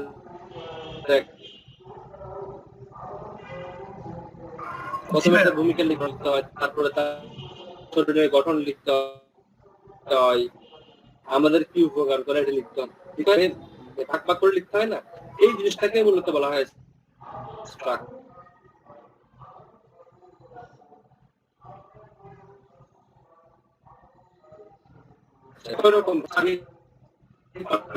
লিখবো। যখনই কেউ সে স্ট্রাকচারটুকু ফুলফিল করে কন্টেন্টটা লিখতে পারে তখন গুগল এটা দ্রুত ইন্ডেক্স করে নেয়। এখন গুগলের স্ট্রাকচারটা কি, আমরা কিভাবে বুঝবো গুগলের কি স্ট্রাকচার ফলো করে এবং আমরা কিভাবে সে স্ট্রাকচার ফলো করে কন্টেন্টটা লিখবো, সেটা নিয়ে আমরা ইন্ডেক্সিং অংশে আলোচনা করবো। এখন জাস্ট বলে রাখলাম, আমরা শুধু কন্টেন্ট লিখলেই হবে না, এসইও করে ফেললে হবে না, সেটাকে আমাকে একটা স্ট্রাকচারের মধ্যে নিয়ে আসতে হবে। আপনি কি আমার কথা বুঝতে পারছেন? জি ভাইয়া। জি ভাইয়া। আমরা টেকনিক্যাল বিষয়গুলো নিয়ে আসলে ভুল করি, তো যে কারণে আমরা আসলে এসইও থেকে রেজাল্ট পাই না। এসইও থেকে যদি রেজাল্ট পেতে হয় আপনাকে টেকনিক্যাল ইস্যুগুলো খুব ভালো করে লক্ষ্য রাখতে হবে, আদারওয়াইজ আপনি রেজাল্ট পাবেন না। লোকাল এসইওর জন্য সবচেয়ে ইম্পর্টেন্ট পার্ট হচ্ছে এটা, লোকাল সার্চ সেটআপ। আপনাকে লোকালি সার্চ সেটআপ করে ফেলতে হবে। যারা গুগল ইউজার তাদের জন্য সেটআপ করতে হবে গুগল মাই বিজনেস, যারা বিং ইউজার তাদের জন্য সেটআপ করতে হবে বিং ম্যাপস, আর যারা অ্যাপেল ইউজার তাদের জন্য সেটআপ করতে হবে অ্যাপেল ম্যাপস। অ্যাপেলের মধ্যে আলাদা করে ম্যাপস এর অপশন থাকবে। আপনারা জানেন যে সামনের যে দিনগুলো আসতেছে, ইভেন নেক্সট ইয়ার থেকে অ্যাপেল মোবাইলের মধ্যে, অ্যাপেল ডিভাইসের মধ্যে কিন্তু অ্যাপেল আর গুগলকে ইউজ করবে না। অ্যাপেল তাদের নিজস্ব সার্চ ইঞ্জিন সেটআপ করছে, তাদের নিজস্ব ম্যাপ সেটআপ করতেছে, ঠিক আছে? তো আমাদেরকে এখন থেকে সেই প্ল্যানিংটুকু করতে হবে। যখন এটা তৈরি হয়ে যাবে তখন আমরা এটা নিয়ে কাজ করবো, বিষয়টা কিন্তু তা না। আমাদেরকে এখন থেকে, এটা হয়তো এখন খুব একটা গুরুত্ব পাচ্ছে না যেহেতু অ্যাপেলের মধ্যে গুগলটাকে ইউজ করা হয়, কারণ গুগলের সাথে একটা চুক্তি আছে তাদের। এই চুক্তিটা ডিসেম্বরে শেষ হয়ে যাচ্ছে এবং অ্যাপেলকে চাপ দেওয়া হচ্ছে আমেরিকা বা ইন্টারনেট সংস্থা থেকে যে তোমরা গুগলের সাথে আর চুক্তি করবে না। কারণ এইসব বড় বড় প্রতিষ্ঠান যদি গুগলের সাথে চুক্তি করে ফেলে, ওয়ার্ল্ড ওয়াইড ইন্টারনেট জগৎটা শুধুমাত্র গুগল কেন্দ্রিক হয়ে যাচ্ছে। আর এটা যেন গুগল কেন্দ্রিক না হয় এবং নতুন নতুন জিনিস যেন পুরো পৃথিবীটাকে চেঞ্জ করে দিতে পারে, পাল্টে দিতে পারে, সেই জন্য কিন্তু অন্যান্য প্রতিষ্ঠান থেকে সুযোগ করে দেওয়ার জন্য গুগলের সাথে চুক্তি করতে ইন্টারনেট সংস্থাগুলো তাদেরকে অনুৎসাহিত করছে। সেই রিপোর্টের উপর বেস করে আমি আপনাকে বলতে পারি নেক্সট ইয়ার অ্যাপেল কিন্তু তাদের ম্যাপস নিয়ে আসবে। তো এই ম্যাপসটা কিন্তু বর্তমানেও আছে, কিন্তু সেটা স্বল্প পরিসরে। এটাকে আরো বৃহৎ পরিসরে আপনাকে কি করতে হবে, তারা করবে। কারণ আমাকে এখন থেকে সেটা নিয়ে নলেজ গ্যাদার করতে হবে। তাহলে গুগল মাই বিজনেসকে সংক্ষেপে বলা হয় জিএমবি বলা হয়। আবার আমাদের মধ্যে অনেকে জিএমবি শুনলে ভয় পাবেন, এটা কিন্তু মারামারি করে বোমাবাজি করে এই জিএমবি না। এই জিএমবি মানে হচ্ছে কি গুগল মাই বিজনেস। ক্লিয়ার হয়েছেন বিষয়টা? না, আমরা অনেক সময় এই কাজটুকু করার সময় আমি আপনাকে বলবো যদি জিএমবি এর সেটআপ করেন, তখন আপনি আমার মেসেজটা নিয়ে পুলিশকে দেখাই দিলেন, পুলিশ আমাকে ধরে নিয়ে গেল, তুমি তো জিএমবি সেটআপ করতেছো। বা এটা সেই জিএমবি না। আমি যদি জিএমবি বলি তাহলে বুঝবেন গুগল মাই বিজনেস। কারণ বর্তমানে 90 জিএমবি বেরিয়েছে, আবার বলা তো যায় না, ধরে নিয়ে যেতে পারে। বায়াররা বলবে যে আমাকে জিএমবি সেটআপ করে দাও, আপনি বলবেন যে আমাদের গভর্নমেন্টও জিএমবি অ্যালাউ করে না, তো কে সেটআপ করবো? জিএমবি বললে মারবে। তাহলে বায়ারদের কথা, আমার কথা, এবং কেউ যদি লোকাল বিজনেস নিয়ে কথা বলে, জিএমবি বলে, তাহলে আপনাকে বুঝে নিতে হবে এখানে গুগল মাই বিজনেস কথা বলা হচ্ছে। এবং ফাইবারের মধ্যে গুগল মাই বিজনেস কথাটাকে উল্লেখ করা হয় না, সেখানেও জিএমবি কথাটাকে উল্লেখ করা হয়। অন্যান্য যে মার্কেট প্লেস গুলো আছে সেখানেও জিএমবি কথাটাকে উল্লেখ করা হয়। বুঝতে পারছেন স্যারেরা? এখানে জিএমবি বলতে কি বোঝানো হয়েছে? আমি যদি জিএমবি বলি গুগল মাই বিজনেস বুঝবেন। আর নট অনলি আমার কথা না, সকল মার্কেট প্লেসে কিন্তু জিএমবি বলা হয়েছে। জিএমবি বলি, জিএমবি বলি। আচ্ছা, জিএমবি বা জিএমবি যেভাবে বলেন আপনারা। আমাকে ধরাটা ঢাকা হয়ে দিয়েছে, বুঝতে পারছেন? আচ্ছা, আসুন এই সেটআপ নিয়ে আমরা কাজ করব। আমরা জাস্ট একটু ব্রিফ করে চলে যাচ্ছি, এই নোটটা আপনাদের কাছে আছে, ব্রিফ করে চলে যাব। দেন আমি বলবো আরো কিছু এক্সপ্লেনেশন আছে, কারণ ফার্স্ট আমাকে এক্সপ্লেনেশনটুকু সেট করতে হবে, তারপর আমরা অন্য কাজগুলো করতে পারবো। এখানে দেখেন, এখানে টেকনিক্যাল এসইওটা আলোচনা হয়েছে, এখানে অন পেজটা আলোচনা হয়েছে, এখানে কিন্তু অফ পেজের কাজও আছে। যেমন লোকাল এসইওর ক্ষেত্রে কিন্তু এগুলো ইম্পর্টেন্ট, সার্চগুলো ইম্পর্টেন্ট, কিন্তু এটা কিন্তু আবার গ্লোবাল এসইওর ক্ষেত্রে ইম্পর্টেন্ট নাও হতে পারে। কারণ গ্লোবাল এসইওর ক্ষেত্রে আপনি এগুলো একবার করলে হবে না, গুগল মাই বিজনেস আপনাকে বারবার করতে হবে। যে আপনি ধরেন আপনার বিজনেসটা বাংলাদেশে আছে, ইন্ডিয়াতে আছে, তো আপনাকে বাংলাদেশের জন্য একবার সেট আপ করতে হবে। এই কাজটুকু, এই পুরো কাজটুকু বাংলাদেশের জন্য একবার করতে হবে, এই পুরো কাজটুকু কিন্তু একটা ইন্ডিয়ার জন্য, যতগুলো দেশের লোকেশনের জন্য। যদি লোকেশন আপনার 10টা হয়, আপনাকে এই কাজগুলো 10 বার করতে হবে। 20টা হলে বাকিটা বুঝতেছেন। যত কান্ট্রি আপনি যে কোম্পানির জন্য কাজ করবেন, সেই কোম্পানি যত বেশি কান্ট্রিতে তার বিজনেসটাকে প্রমোট করবে, তত বেশি আপনাকে করতে হবে। এবার আসেন লোকাল সার্চ প্রমোশন পার মান্থ। এটা হচ্ছে পার মান্থের একটা হিসাব সে দিয়ে দিচ্ছে। সিম্পল, এগুলো খুবই সিম্পল কাজ। দেখেন, Google places photo multimedia editions, সে বলতেছে আমি আপনার প্লেসেস গুলোকে এখানে অ্যাড করে দিব। আমি আপনার ধরুন আমি রেস্টুরেন্ট ধরে কথাটা বলি, সেই রেস্টুরেন্টে যে নতুন নতুন মেনুগুলো আসবে, হ্যাঁ, যে মেনুর যে বর্ণনা আসবে বা রিভিউ গুলো আসবে, বর্ণনাটুকু আসবে, সেটা আপলোড করে দেবো। কয়টা আপলোড করে দেবে? এই প্যাকেজে আপলোড করবে না, এটা আচ্ছা এগুলো পরে বলতেছি। এগুলো আমি একটু পরে বলি, এটা বলতে অনেক সময় লেগে যায়। এটা আমি একটু পরে ব্রিফ করতে চাই, এগুলো বলে যাচ্ছে। সে আপনার প্লেসেস গুলোকে আপডেট করে দেবে। ধরুন আপনার বিজনেসটা এমনও হতে পারে একটা ডিস্ট্রিক্টের মধ্যে আপনার 2-3টে শোরুম হতে পারে না? যেমন আমাদের রাঙামাটির কথাই বলি, রাঙামাটিতে বর্ণফুলের শোরুম আছে আপনার 2টা, একই পোস্টাল কোডের মধ্যে। তাহলে এটা যখন নিউ প্লেসেসটা, তাহলে আপনাকে একই পোস্টাল কোডের মধ্যে যখন 2টা থাকবে, এটাও কিন্তু উল্লেখ করে দিচ্ছি। তখন সে কি করবে? প্লেসেস গুলোকে অ্যাড করে দিতে হবে। Google my business wall update, আপনাকে ওয়ালের মধ্যে কিন্তু আপডেট করতে হবে। অনেক সময় দেখবেন অনেকে ঈদ উপলক্ষে একটু ছাড় দেয়, ঈদ উপলক্ষে গিফট দেয় বা কোনো একটা ইনফরমেশন আপডেট করে, আপনাকে এই ওয়ালটাকে আপডেট করতে হবে। কাস্টমার রিভিউ এন্ড রেটিং, কাস্টমাররা কিন্তু রেটিং এবং রিভিউ যেগুলো দিচ্ছে এগুলো সে কালেক্ট করে দেবে। এখানে একটা, এখানে 2টা, বুঝতে পারছেন?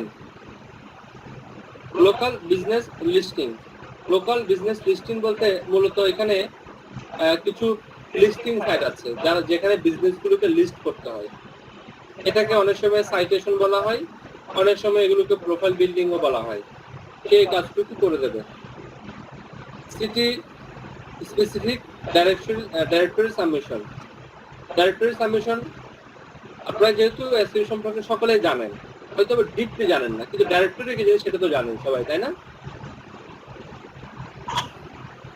এটা তো একটা সাজেশনের মতো। ডাইরেক্টরি তো সবাই জানেন। ডাইরেক্টরি মানে হচ্ছে একটা সাইট যেখানে আপনি এটাও লিস্টিং এর কাজ করে। ডাইরেক্টরি 2 ধরনের হতে পারে। একটা হচ্ছে কি কান্ট্রি স্পেসিফিক ডাইরেক্টরিজ হতে পারে। ধরুন একটা ডাইরেক্টরি আছে যেটা শুধুমাত্র আমেরিকার জন্য, তাহলে এটা হয়ে গেল কি কান্ট্রি স্পেসিফিক। তখন সেটা আমেরিকার মধ্যে বিভিন্ন শহরগুলোকে ভাগ করা থাকতে পারে। যেমন আমরা বলতে পারি patch.com, এটা হচ্ছে কি আমেরিকার জন্য একটা ডাইরেক্টরি সাবমিশন। এটা অনেকগুলো কাজ করে, তার মধ্যে একটা কাজ হচ্ছে ডাইরেক্টরির কাজ, আমরা দেখাবো। তো এমনও হতে পারে যে আপনাকে বললো যে ঠিক আছে রাঙামাটিতে কাজটা করে দেন, কিন্তু রাঙামাটির জন্য তো ডাইরেক্টরিজ নাই। তারা একটা বায়ারকে সেটা ইনফর্ম করবেন যে আপনি যে শহরে আপনি ডাইরেক্টরি, আমি এখানে বলেছিলাম কান্ট্রি স্পেসিফিক ডাইরেক্টরি সাবমিশন করে দেবো, সেই শহরে কিন্তু কোনো স্পেসিফিক ডাইরেক্টরিজ নাই, সেজন্য এটাকে আমি গ্লোবাল করে দেবো। কিছু কিছু ডাইরেক্টরি যারা গ্লোবালি করে, আবার আপনি খুঁজতে পাবেন কিছু কিছু ডাইরেক্টরি আছে শুধুমাত্র নির্দিষ্ট এরিয়াতে, তারা নির্দিষ্ট এরিয়ার জন্য তারা কিন্তু কি করে ডাইরেক্টরিজ গুলো নেয়। আবার কিছু কিছু ডাইরেক্টরি আছে যারা কিন্তু গ্লোবালি নেয়। তুমি সেখানে যদি লোকালি যদি না থাকে তখন সেখানে গ্লোবালি করে দেবে। ইন্ডাস্ট্রি স্পেসিফিক ডাইরেক্টরি সাবমিশন, আবার কিছু ডাইরেক্টরিজ থাকে তারা শুধুমাত্র ইন্ডাস্ট্রি করে দেয়। যেমন ধরুন কিছু কিছু ডাইরেক্টরিতে 8-10টা ক্যাটাগরিতে দেওয়া থাকে, তখন তারা করে কি ওই 8-10টা ছাড়া অন্য ক্যাটাগরিগুলো অ্যাকসেপ্ট করে না। যেমন দেওয়া আছে home, real estate, health, beauty. এখন আপনি করতে গেলেন ধরেন রেসিপি নিয়ে, তখন তারা রেসিপি তাদের সাপোর্ট করে না, তখন আপনি তাকে ডাইরেক্টলি সাবমিশন করতে পারবেন না।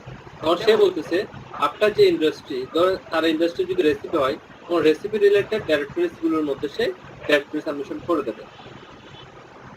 কারেকশন অফ প্রিভিয়াস সাইটেশন, আপনার পুরনো সাইটেশন মিন সাইটেশন কিভাবে তৈরি হয়?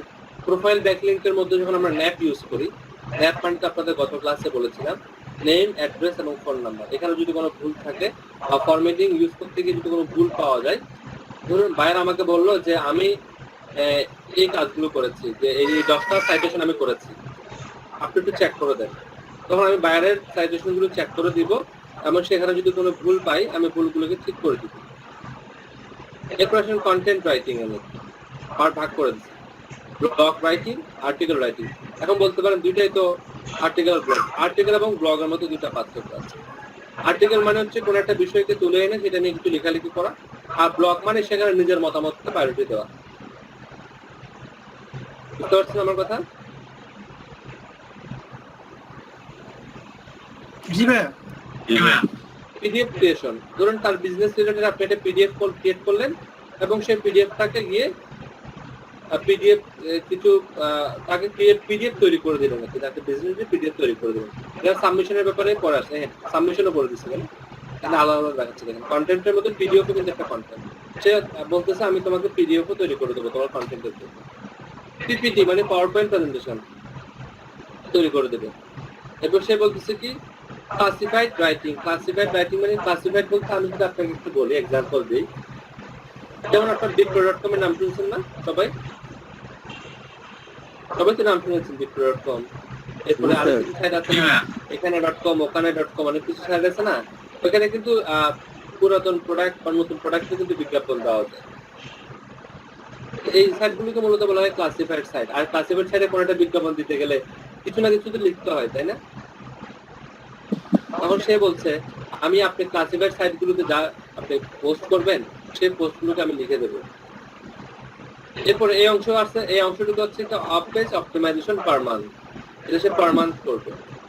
কি করবে? গেস্ট পোস্ট করে দেবে, লোকাল বিজনেস বুকমার্কিং করে দেবে, সহজ কথায় যদি বলতে গেলে বুকমার্কিং, সোশ্যাল বুকমার্কিং করে দেবে, লোকাল বিজনেস পিপিটি সাবমিশন মানে যে পিডিএফটা তৈরি করে দিয়েছে সেই পিডিএফটাকে আবার সাবমিট করে দেবে। এবং পিডিএফ সাবমিশন কিন্তু সাইট অনেক আছে ওয়ার্ল্ড, আপনি সার্চ করলে পেয়ে যাবেন। যেমন পিডিএফ বলেন, পিপিটি বলেন, আমি যদি বলি স্কিলশেয়ার siteshare.net, এটাও কিন্তু একটা পিডিএফ এবং পিপিটি সাবমিশন সাইট। সেখানে সাবমিট করে দিল। সাবমিট করা মানে রেখে আসা। যেমন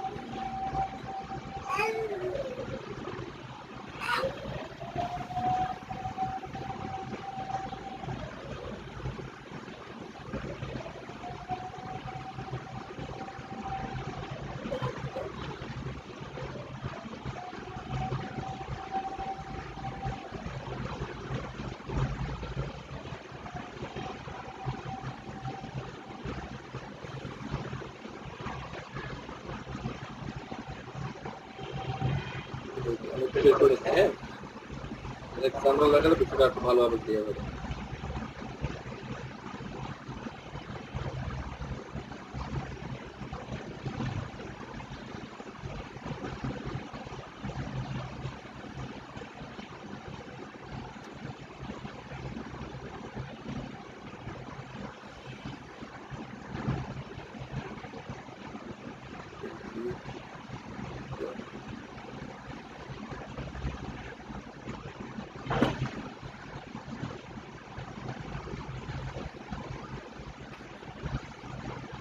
সিঙ্গাপুরিয়ান ল্যাঙ্গুয়েজ ইংলিশের মধ্যে কিছুটা থাকে, তো এটাই হচ্ছে মেইন প্রবলেম।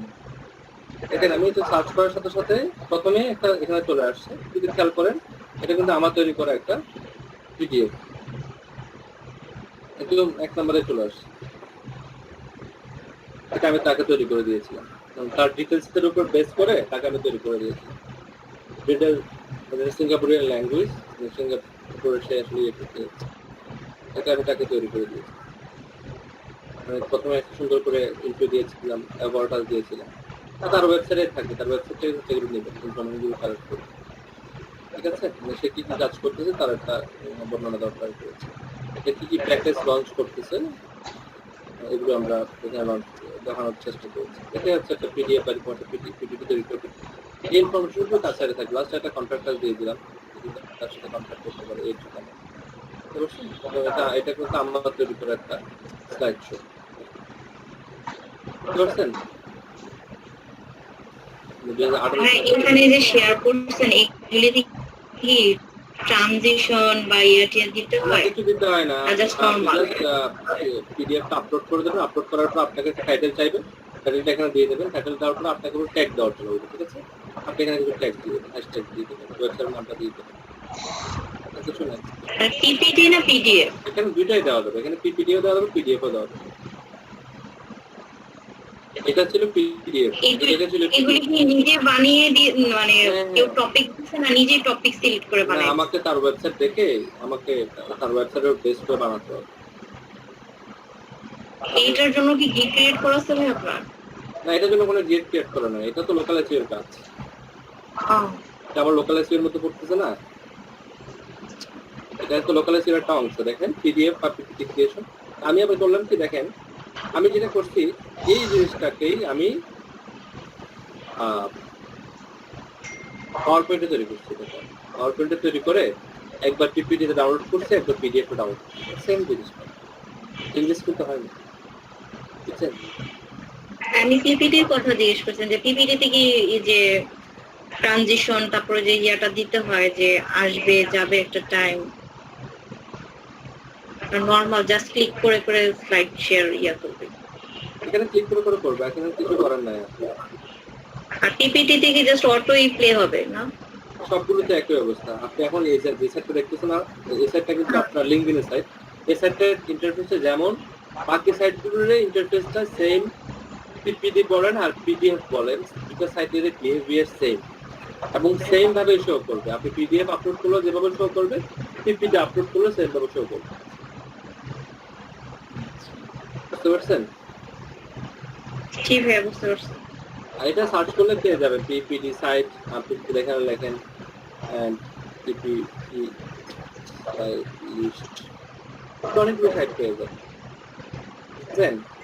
PDF files. আমি এখন যেটা দেখালাম সেটা হচ্ছে কি স্লাইড শেয়ার, স্লাইড পিপিটি। এখানে কিছু কিছু আছে, পেইডও আছে, সেটা একটু কম দিবেন, খুব কম সংখ্যক দিবেন, আর 10টা বেশি দিবেন না। কটা বলছে এখানে? আমি এখানে একটা দেখাই আপনাকে। এখানে বলা হয়েছে সর্বোচ্চ বলা হয়েছে মনে হয় 8টা, তার আপনি এখানে 95টা সাইট, 99টা সাইট আছে, এখান থেকে আপনি 8-9টা ইজিলি পেয়ে যাবেন। এগুলো হচ্ছে আমি স্লাইড শেয়ারে করি, সব করছি এখন। স্লাইড শেয়ারের বাইরে অন্য কিছু করিনি, আপনার অন্যগুলো একটু ট্রাই করবেন। মিডিয়া ফাইল এটা 1 নম্বরে আছে। আমি তো মাঝখানে সপ্তাহখানেক আপনার ক্লাস করিনি। এই যে এক্সেল শিটে যে এটা দেখাচ্ছেন এগুলি কি আমাদের করতে হবে? এগুলো আমি প্রথমে ব্রিফ করে যাব, বুঝতে পারছেন? ব্রিফ করার পরে এই কাজগুলো একটা একটা করে দেখাবো। আমাদের করতে হবে, জমা দিতে হবে, এরকম কিছু?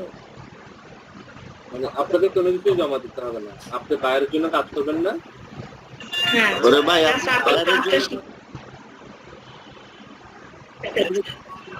না না, আমি এক্সেল শিটটা দেখে আমি জিজ্ঞেস করছি এটা কি এলইডিপি এর এক্সেল শিট, এখানে এরকম কিছু জমা টমা দিতে হবে কিনা? না না না, আমি এটা তৈরি করেছি বাইরকে অফার করার জন্য। আমি এই কাজটা পারি, তাকে অফার করার জন্য এই শিটটা তৈরি করেছি। এটা আপনাদের সাথে শেয়ার করছি, আপনারাও এটা শেয়ার করবেন, আপনার গ্রুপের মধ্যে শেয়ার করবেন এই শিটটা। এটা যদি কোনো আপনি চেঞ্জেস করতে পারবেন। আমি যে এরকম দিলাম, আপনাকে যে এরকম রাখবেন তা না, আপনি কিছু প্রাইজেন্ট চেঞ্জেস করতে পারবেন, নাম্বারকে চেঞ্জ করতে পারবেন, ঠিক আছে? এখানে এই শিটটা শেয়ার করছেন কোথায় ভাইয়া, কোন গ্রুপে? এটা তো অলরেডি গত ক্লাসও লিংক দেওয়া হয়েছে, আজকেও লিংক দেওয়া হয়েছে, আজকে চ্যাটের মধ্যে দেখেন লিংক দেওয়া হয়েছে। আমি লেটে জয়েন করলে তো পাওয়া যাবে না। আচ্ছা, উনি লেটে জয়েন করছেন না, উনি লেটে জয়েন করতে কথা না, আমি আবার দিচ্ছি তখন। জি ভাইয়া, পাইছি এখন। আর আপু, আপনার কি এলইডিপির আরো অনেক কিছু পাওয়ার ইচ্ছা আছে নাকি? না ভাইয়া, আমি জিজ্ঞেস করছি আমাদেরকে এগুলো জমা দিতে হবে কিনা, আপনি বুঝতে পারেন নাই?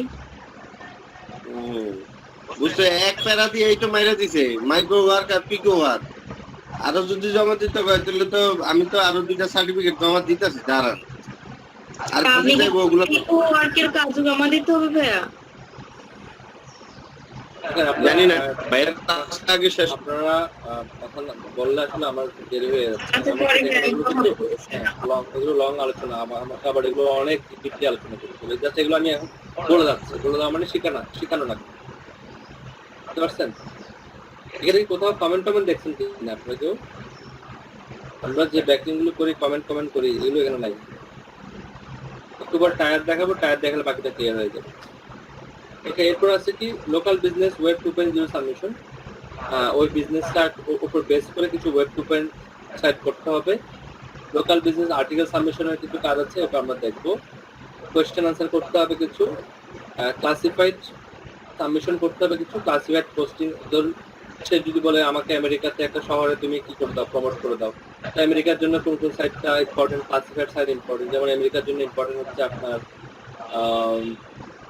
Back list important back page important এগুলো হচ্ছে ইম্পর্টেন্ট ক্লাসিফাইড সাইট সেখানে কিছু পোস্ট করে দিতে হবে কিন্তু এগুলো হচ্ছে সাপোর্টের কাজ এগুলো জমা দিতে হয় না সে বলছে আমি আপনাকে সাপোর্ট করব আমি আপনাকে সার্চ ইঞ্জিনে কাজ করার পর রিপোর্টটা দিব আমি আপনাকে অ্যানালাইসিস রিপোর্টটা দিব মান্থলি অ্যাকশন প্ল্যান আপনার কি করার এটাই হচ্ছে অ্যাকশন প্ল্যান এই যে এখন দেখালাম না এটা এই জিনিসটাকে বলা হচ্ছে অ্যাকশন প্ল্যান এই অ্যাকশন প্ল্যানটা সে দিয়ে দিল ঠিক আছে যে কোনো কাজ করার আগে বায়ার অ্যাকশন প্ল্যান চাইবে এটা হচ্ছে অ্যাকশন প্ল্যান এবং এখানে ইনডিপ ডিটেইলস লেখা আছে এবং কোন কাজটা কিভাবে করতে হবে এবং কিছু কোয়েশ্চেন এখানে দেওয়া আছে মানে অনেক সময় বায়ারদের মনের মতো কোয়েশ্চেন আসতে পারে না সেই কোয়েশ্চেনগুলো এখানে দেওয়া আছে it is one time service or monthly service বলতেছে এটা কেউ এটা কখনো এসইওর কাজ কখনো ওয়ান টাইম হয় না এসইওর কাজ হচ্ছে একটা চলমান কাজ এটা চলতে থাকবে which package is the best for my side এখন যদি আপনি আমাকে জিজ্ঞেস করেন কোন প্যাকেজটা বেস্ট আমি কোনটা বলবো যেটা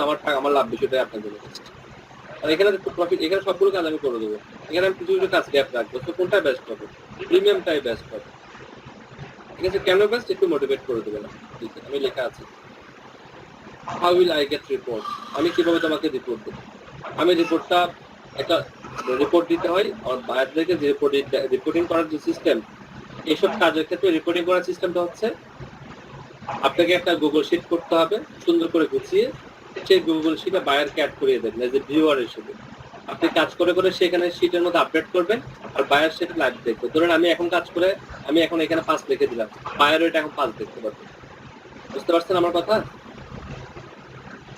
এখানে বলতে রিপোর্টটা কিভাবে দেবে রিপোর্টটা সবাই আসলে এইসব কাজে সেটাই দেয় but will you do every month সে কি করবে সে বলতেছে যে মান্থলি যে জিনিসগুলো লেখা আছে সেই জিনিসগুলো করবে এখানে বলা আছে সে কতটুকু কাজ করবে কত টাকায় কতটুকু কাজ করবে $250 সে এতটুকু কাজ করবে এবং $350 এতটুকু কাজ করবে $450 এতটুকু কাজ করবে বুঝতে পারছেন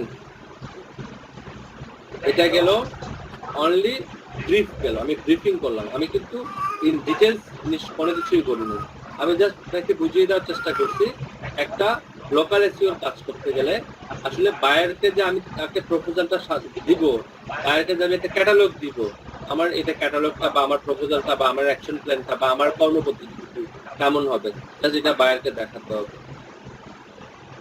বুঝছেন যখন বায়ার এটা দেখবে তখন সে কিন্তু ক্লিয়ার হবে সে কিন্তু আপনার কনসেপ্ট সম্পর্কে ক্লিয়ার এবং সে এটাও ক্লিয়ার যে আপনি তার জন্য কতটুকু কাজ করবেন কিন্তু আমরা বেশিরভাগ ক্ষেত্রে কাজ না পাওয়ার পিছনে যে কারণটা সেটা হচ্ছে আমরা বায়ারকে ক্লিয়ার করতে পারি না যে আমরা কতটুকু কাজ করব কি কাজ করব এটা আমরা বায়ারকে ক্লিয়ার করতে পারি না এবং এই কাজটুকু করলে বায়ারের জন্য কি বেটার হবে এটা আমরা এক্সপ্লেন করতে পারি না যে কারণে কিন্তু আমরা কাজও পাই না এলাকার কাজ পাওয়ার যে কোনো একটা ব্যক্তি এটা যদি আপনিও যদি বায়ার হন আপনি সবসময় চাইবেন যে যে আপনার জন্য কাজটুকু করবে সেই জন্য আপনাকে ক্লিয়ারলি বলেন যে কি কাজটুকু আপনার জন্য সে করবে এবং এই কাজটুকুতে বেনিফিটটা কি এটাও কিন্তু তাকে ক্লিয়ারলি বলতে হবে সে যদি ক্লিয়ারলি বলতে না পারে তাহলে এখানে কিন্তু কোনো আসলে প্রফিট আসবে না বা প্রফিট আশা করা যাবে না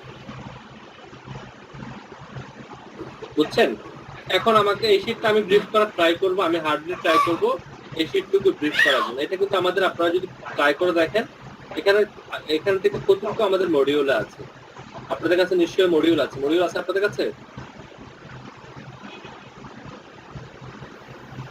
হ্যাঁ প্রথমে যেটা দিয়েছিলেন কি কি শিখাবেন ওইটা না না না মিনিস্ট্রি মডিউল আছে, মিনিস্ট্রি মডিউল আছে না, ট্রেনিং মডিউল আপনাদের কাছে নাই? না ভাই, এটা ডাউনলোড করে নেবেন, এখান থেকেই দেখতাম ভাই, এখান থেকেই দেখতাম। কোনখান থেকে দেখতেন? যেখানে আসলে এই কোর্সের এখানে কাজ নেই। আপনারা এগুলো কি করে নেবেন? এটা দেখেন আপনাদের ওয়েবসাইটটা কাজ করতেছে, বুঝছেন কি অবস্থা হয়ে গেছে। ভাই এই সার্ভারে এত হিট করে, তার উপর সার্ভারটা সিকিউর করে না, তারপরে ঝামেলা। মডিউল তো করে ফেলছেন কিন্তু কিছু করে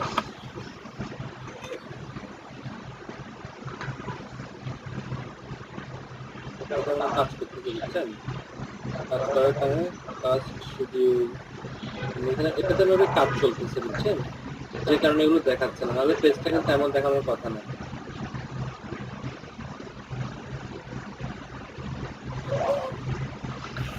আমার এখানে তো ঠিকই দেখাচ্ছে। আমার পিসিতে কোনো সমস্যা হচ্ছে, পিসিটা সমস্যা করছে। আমি কালকে বসে আমার পিসিটা পেয়ে যাবো, আমি কালকে পিসিটা অনেক দিন সেটাও যাচ্ছি, কালকে পেয়ে যাবো, তাহলে আমরা এখানে সমস্যা করছি।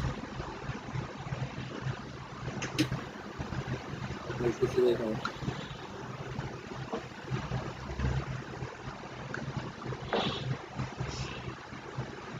আমি একটা 10 মিনিটের বিরতি দিই, আমি 10 মিনিট পর আবার জয়েন করি। আচ্ছা ভাইয়া, ঠিক আছে। হবে না, কাজ করতে করতে দেখবেন একটা সময় এগুলো গিয়ে আপনার মুখস্থ হয়ে গেছে। যে স্কোরিংটা আপনার জানা থাকে, তাহলে আমি আপনাদেরকে একটা টায়ার সিস্টেম দেখাচ্ছি। ওয়ার্ডের মধ্যে টিয়ার সিস্টেম দেখাচ্ছি। ওয়ার্ডের মধ্যে যে টিয়ার সিস্টেমটা সবচেয়ে বেশি প্রচলিত, সেটাকে বলা হয় 3 স্টেপ টিয়ার সিস্টেম। হ্যাঁ, ওয়ার্ডের মধ্যে সবচেয়ে বেশি পপুলার। আমি এটা স্ক্রিনে দেখানোর চেষ্টা করতেছি। হ্যাঁ, একদম যে বিষয়টা এরকমই হবে তা না। এটা হচ্ছে আপনার সাইট, যেটাকে বলা হয় মেক মানি ওয়েবসাইট বা মানি সাইট। মানি সাইট মানে প্রত্যেকের ওয়েবসাইটের পিছনে কিন্তু একটা উদ্দেশ্য থাকে, সেটা হচ্ছে ইনকাম করা। সেটা হচ্ছে ব্লগ সাইট হয়, ব্লগ সাইট কেন করেন? আপনার উদ্দেশ্য নিশ্চয় আছে, ব্লগ সাইট থেকে আপনি ইনকাম করবেন। আমরা একটা সাইট আমার হোক বা বায়ারের হোক, উদ্দেশ্য কিন্তু একটাই, সেটা হচ্ছে ইনকাম করা। বাইরে যদি সাইট প্রোডাক্টের সাইট হয়, বাইরে বায়ার প্রোডাক্ট সেল করে ইনকাম করবে, মানে উদ্দেশ্য কিন্তু একটাই, ঘুরে ফিরে ইনকাম করা। এই জন্য এখানে টাকার ছবি দেওয়া হয়েছে। এটাকে মূলত বলা হয় মেক মানি সাইট বা মানি সাইট বলা হয়। ওকে, এরপরে এখানে যে প্রথম ধাপটা আছে, এটাকে বলা হবে টিয়ার 1, প্রথম ধাপটাকে। এরপর ধাপটাকে বলা হবে টিয়ার 2, এরপরের ধাপটাকে বলা হবে টিয়ার 3। তো প্ল্যানিংটা একটু বুঝে নিই আমরা। ধরেন এটা হচ্ছে আপনার মানি সাইট, ইউর সাইট লিখে দিই, অনলি সাইটে লেখা থাকে, ইউর সাইট লিখে দিই, ইউর ওয়েবসাইট। ওকে, এরপরে এখান থেকে প্রথমে আমরা টিয়ার 1টা চিন্তা করবো। টিয়ার 1 এর মধ্যে আপনি শুধু পোস্টিং এর কাজ করবেন। পোস্টিং এখানে দেখা গেল, আপনি যদি দেখেন এখানে কয়টা দেওয়া হয়েছে, 3টা দেওয়া হয়েছে না? টিয়ার 1 এ যে 3টাই করতে হবে বিষয়টা কিন্তু তা না। এখানে জাস্ট একটা এক্সাম্পলের থ্রুতে দেখানো হয়েছে। এখানে যে আপনি 3টাই করবেন বিষয়টা তা না। এখানে শুধুমাত্র আপনি কি করবেন? পোস্টিং করবেন। পোস্টিং এর কাজগুলো এখানে করবেন। যেমন পোস্টিং হতে পারে, আমি যদি একটা করে দেখাই, আমি কয়েকটা দেখাই। এখানে 3টা হতে পারে, 4টা হতে পারে, 5টা হতে পারে, 10টা হতে পারে। আপনি জাস্ট টিয়ার 1 এর মধ্যে অনলি পোস্টিং এর কাজগুলো করবেন। হাই অথরিটি সাইটে আপনি পোস্টিং এর কাজগুলো করবেন।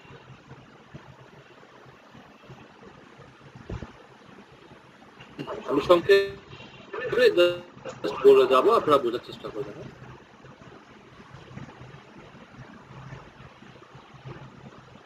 মার্কেটিং তো আপনারা সকলে জানেন, মার্কেটিং কখনো প্ল্যানিং ছাড়া হয় না। মার্কেটিং জিনিসটা আসলে প্ল্যানিং এর একটা বিষয়। কঠিন হলে বলি, হ্যাঁ, আপনি সহজ, আমি কয়েকবার করে আলোচনা করার ট্রাই করি। আপনি এখানে মনে করেন একটা আর্টিকেল সাবমিশন করবেন। সাবমিশনকে আমি অ্যাস লিখে দিচ্ছি সংক্ষেপে, হ্যাঁ, বোঝার জন্য। আর্টিকেল সাবমিশন, যেহেতু এখানে জায়গাটুকু হবে না, ঠিক আছে? ধরুন এরপরে এখানে আপনি করলেন গেস্ট পোস্ট করলেন, যেটাকে ওয়েব 2.0 বলতে পারেন আপনি যেভাবে চিন্তা করেন। গেস্ট পোস্টকে আমি পি হিসেবে লিখলাম। ঠিক আছে, আপনি এখানে চিন্তা করেন টিবিএন চিন্তা করেন, private block network, personal block network, আপনার আরো কিছু সাইট আছে, সেই সাইটগুলোতে আপনি এখানে কি করলেন, এখান থেকে ব্যাকলিংক এই কাজগুলো করলেন। এটা 3টাও হতে পারে, 4টাও হতে পারে, 5টাও হতে পারে। মানে প্রথমে স্টেপে যে পোস্টিং গুলো করবেন সেই পোস্টিং এর কাজটাকে আমরা মূলত বলবো টায়ার 1। ওইখানে পিএনবি হয়ে গেছে পিবিএন এর পরিবর্তে।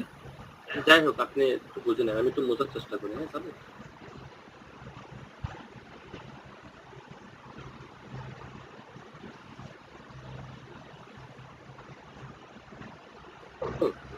পার্সোনাল ব্লগ না, বাকিগুলো লিখলাম না, মানে এখানে হচ্ছে পোস্টিং এর কাজগুলো করবেন। ঠিক আছে, এই জিনিসটাকে মূলত বলা হচ্ছে টিয়ার 1।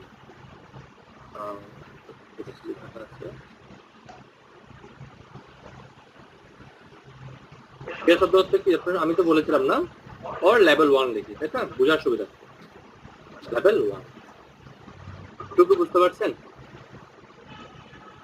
এখানে 3টা দেখাইছে, এর মানে যে আপনি 3টা করবেন বিষয়টা কিন্তু তা না। এখানে বোঝার সুবিধাতে 3টা দেখাইছে, কিন্তু আপনি অনেকগুলোতে দেখবেন 2টাও পাবেন, অনেকগুলোতে দেখবেন 4টাও পাবেন। ইমেজ যদি আপনি খেয়াল করেন অনেকগুলোতে বেশি পাবেন, কম পাবেন।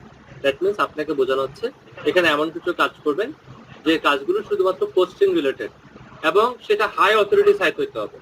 হাই অথরিটি সাইট বলতে আমরা কি বুঝি, যেটা ডিএপিএ বা যেটা স্কোরিংটা হাই থাকবে, হাই স্কোরিং লিখে যাবে।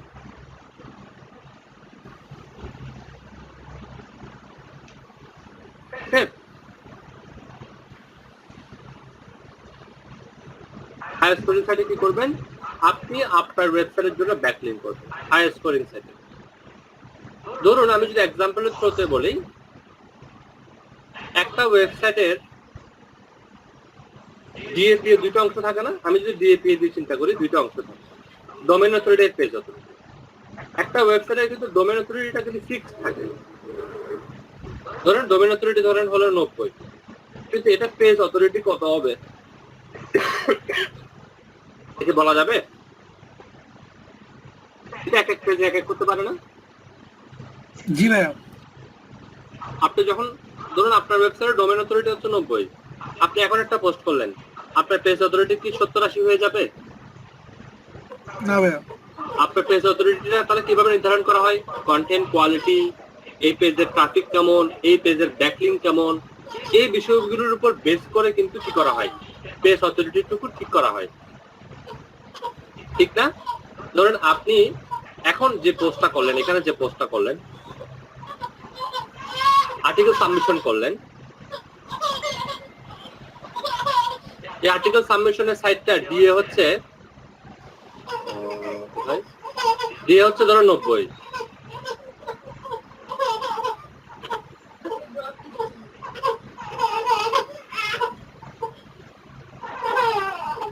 ডিএ হচ্ছে ধরো 90, কিন্তু ডিএটা কিন্তু নির্ধারণ না, কারণ যেহেতু আপনি নতুন পোস্ট করতেছেন ডিএটা খুব কম থাকবে, ওভারঅল 3-4 বেশি থাকবে না। যেহেতু নতুন পোস্ট 3-4 বেশি থাকবে না। এখন এই ডিএটাকে আপনার বাড়বে কিভাবে? ডিএটা বাড়বে যে আপনার content quality,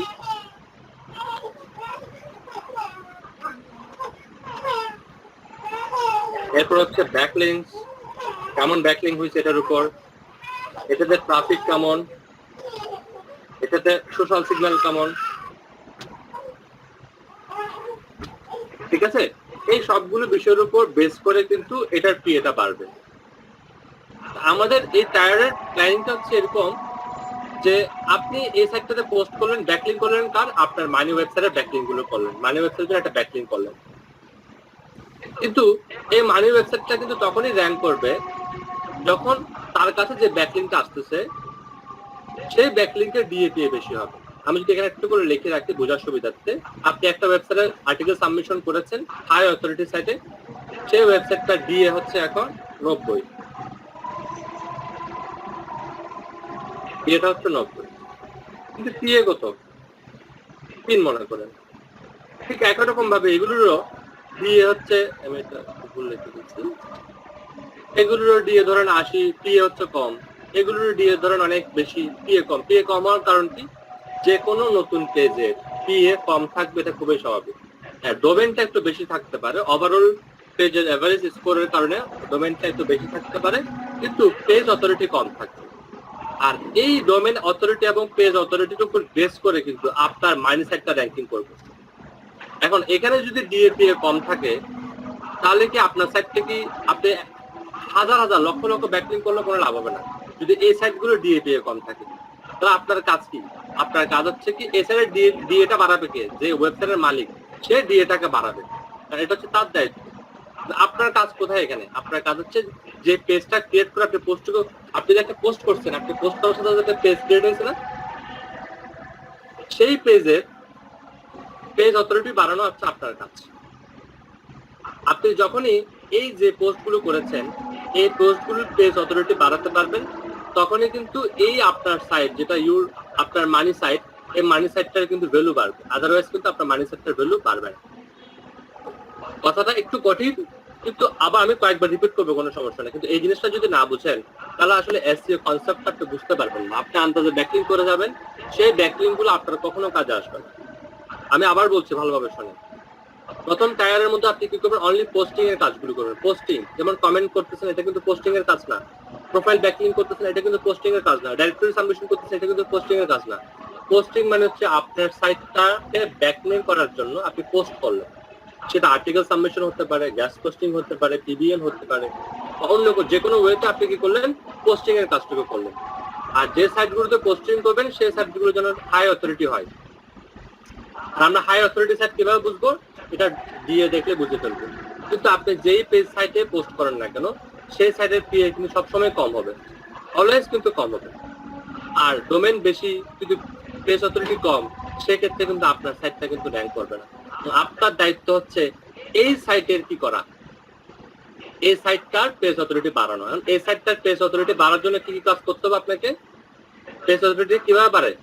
content quality. That means আপনি এই সাইটে যে পোস্টটুকু করবেন সেই পোস্টটুকুর কন্টেন্ট যেন খুব ভালো হয়, খুব ভালোভাবে কন্টেন্ট লিখবেন, খুব সুন্দর করে এসইও ফ্রেন্ডলি কন্টেন্ট লিখবেন, স্ট্রাকচার ফলো করে। সেকেন্ড কাজটুকু হচ্ছে ব্যাকলিংস। এই সাইটের জন্য আপনাকে ব্যাকলিংস করতে হবে, এই সাইটের জন্য না, এই সাইটের জন্য। ঠিক আছে? তাহলে দেখেন এখানে দেখেন যারা সেকেন্ড স্টেপে আছে তারা কি প্রথমটা আপনার সাইটের জন্য কি ব্যাকলিং করতেছে নাকি এদের জন্য ব্যাকলিং করতেছে? যারা সেকেন্ড স্টেপে আছে তারা কি করতেছে দেখেন তো, কার জন্য করতেছে ব্যাকলিং? ফার্স্ট স্টেপের জন্য ব্যাকলিং করতেছে, ফার্স্ট স্টেপের জন্য ব্যাকলিং করতেছে। এই সেকেন্ড স্টেপ বা সেকেন্ড টায়ারের কাজ হচ্ছে প্রথম টায়ারে যে পোস্টগুলো করেছেন সেই টায়ারের পোস্টগুলোকে বুস্ট আপ করা। কারণ এগুলো যখন বুস্ট আপ হবে, এদের যখন রেটিং বেড়ে যাবে, আলটিমেটলি এর রেটিং বেড়ে যাবে। বুঝতে পারছেন? তাহলে ব্যাকলিং করা তো বললামই। থার্ড কাজটা হচ্ছে কি ট্রাফিক নিয়ে আসা। আপনাকে এমন কাজ করতে হবে যেটার কারণে এই সাইটগুলোতে ট্রাফিক আসে। তো ট্রাফিক আসবে কিভাবে? আপনি যদি ভালো কোয়ালিটির ব্যাকলিং করেন, আপনি যদি একটু সোশ্যাল শেয়ারিং করেন, তাহলে তো ট্রাফিক আসতেছে না? টায়ারের কনসেপ্ট হচ্ছে এটা যে আপনার মানি সাইটের জন্য প্রথমে আপনি পোস্টিং করে ফেললেন, এটা হচ্ছে আপনার কাজ। করার পরে যে সাইটগুলোতে আপনি করলেন এটা ডিএ তো অবশ্যই আগে থেকে বেশি থাকবে, কিন্তু পিএটা কম থাকবে। এই পিএটুকু বাড়ানোর জন্য গুড কন্টেন্ট, ব্যাকলিং, শেয়ারিং এই কাজটুকু করতে হবে এদের জন্য কাজটুকু করবে কে? টায়ার 2। তবে টায়ার 2টা যদি ভ্যালু না থাকে, টায়ার 1 এর কি কোনো ভ্যালু থাকবে? না ভাই। এখন টায়ার 2 ভ্যালু বাড়ানোর জন্য কি করতে হবে? আপনাকে আবার টায়ার 3 নামে আরেকটা কাজ শুরু করতে হবে। এখানে সকল কাজগুলো করতে হবে। এখানে যদি স্প্যামিং হয় কোনো সমস্যা নেই। ধরুন এই কাজ এখানে এসে স্প্যামিং হচ্ছে, আপনার সাইটে কি কোনো ক্ষতি হবে? না ভাই।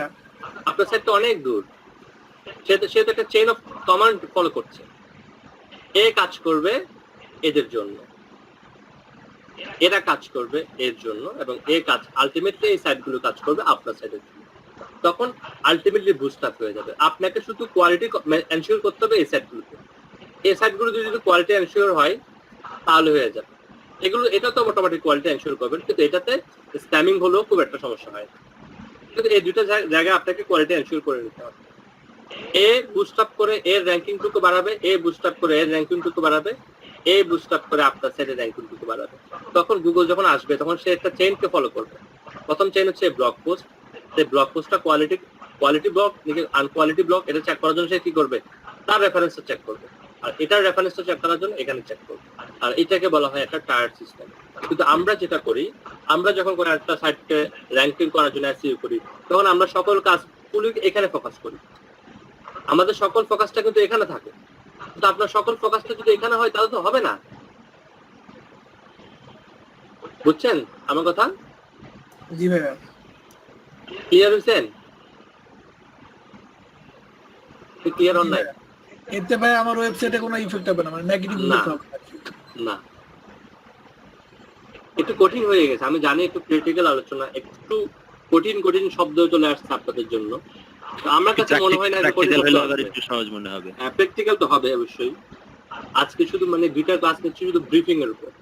এটা হচ্ছে থিওরিটিক্যাল, আপনি চিন্তা করতে পারেন, কারণ থিওরিটিক্যাল বিষয়গুলো যখন আপনি শুনবেন তখন আপনি 10 to 20% বুঝবেন, এবং সেটাকে যখন আমরা প্র্যাকটিক্যালি এক্সিকিউট করব তখন এই 10 to 20% 100% কনভার্ট। আমি বলবো না আমি যা বলছি আমরা 100% বুঝবেন, কিন্তু এটুকু মনে রাখেন যে এখানে একটা টেকনিক্যাল ইস্যু আছে। এটাকে মনে করিয়েন না যে ব্যাকলিঙ্ক করবো সবকিছু লাফায় লাফায় র্যাঙ্ক করে ফেলবে, বিষয়টা কিন্তু এরকম না। এখানে অনেক কিছু চিন্তা ভাবনা করতে হয়। মার্কেটিং জিনিসটা কিন্তু আসলে ছোট কোনো বিষয় না, এটাকে প্ল্যানিং ধরে এগোতে হয়, অ্যাকশন প্ল্যান থাকতে হবে, স্ট্র্যাটেজিস থাকতে হবে। এবং গুগল কি ফলো করছে, আমি কোথায় র্যাঙ্ক করতে যাচ্ছি, গুগলে র্যাঙ্ক করতে যাচ্ছি, গুগল কি ফলো করছে, গুগলের ডাটা স্ট্রাকচারটা কেমন, আমি বিং এ র্যাঙ্ক করতে যাচ্ছি, বিং এর স্ট্রাকচার কেমন আমাকে জানতে হবে। আমরা তো স্ট্রাকচার জানারও চেষ্টা করি না, আমরা অ্যালগরিদম পড়ার চেষ্টা করি না, আমরা টায়ার বা লেভেলস ফলো করার চেষ্টা করি না। আমরা শুধু একটা কাজই করি, আমার সাইট, আমি আমার সাইটে ব্যাকলিং করতে থাকবো টায়ার করে ফেলি, আমার সাইটটাকে আমি টায়ার বানাই ফেলি, ব্যাকলিং করাতে পারাতে। আপনার সেটটাকে এত টায়ার করার দরকার নেই, আপনার লেভেল ধরে করেন, ইটস বেটার। আপনার সেটটা এমনি এমনি পুরো দিকে আস্তে আস্তে বুস্ট আপ হবে। আমি জানি আমার 2 দিনের কথায় আপনারা অনেক কিছু বোর হয়েছেন, কিন্তু কথাগুলো ইনফরমেটিভ ছিল, এটা আপনাদের কাজে আসবে। আপনারা এর চেয়ে ভালো আছে শিখছেন, আমি মানতেছি, কিন্তু এই যে টপিকগুলো যদি ফলো না করে আপনি কাজ করেন তাহলে কিছু করতে পারবেন না। বুঝতে পারছেন? এবার যদি এই টপিকের উপর কারো কোনো, আমি আজকে নতুন কোনো আলোচনা থেকে যাব না, যদি কারো কোনো কোয়েশ্চেন থাকে আমাকে করতে পারেন, আমি আনসার করব। কঠিন করে ফেললাম, দেখবেন এখন দুপুরে ভালো ঘুম হবে, কারণ মাথার মধ্যে এত লোড গেছে, দুপুরে ভালো ঘুম হবে ইনশাল্লাহ।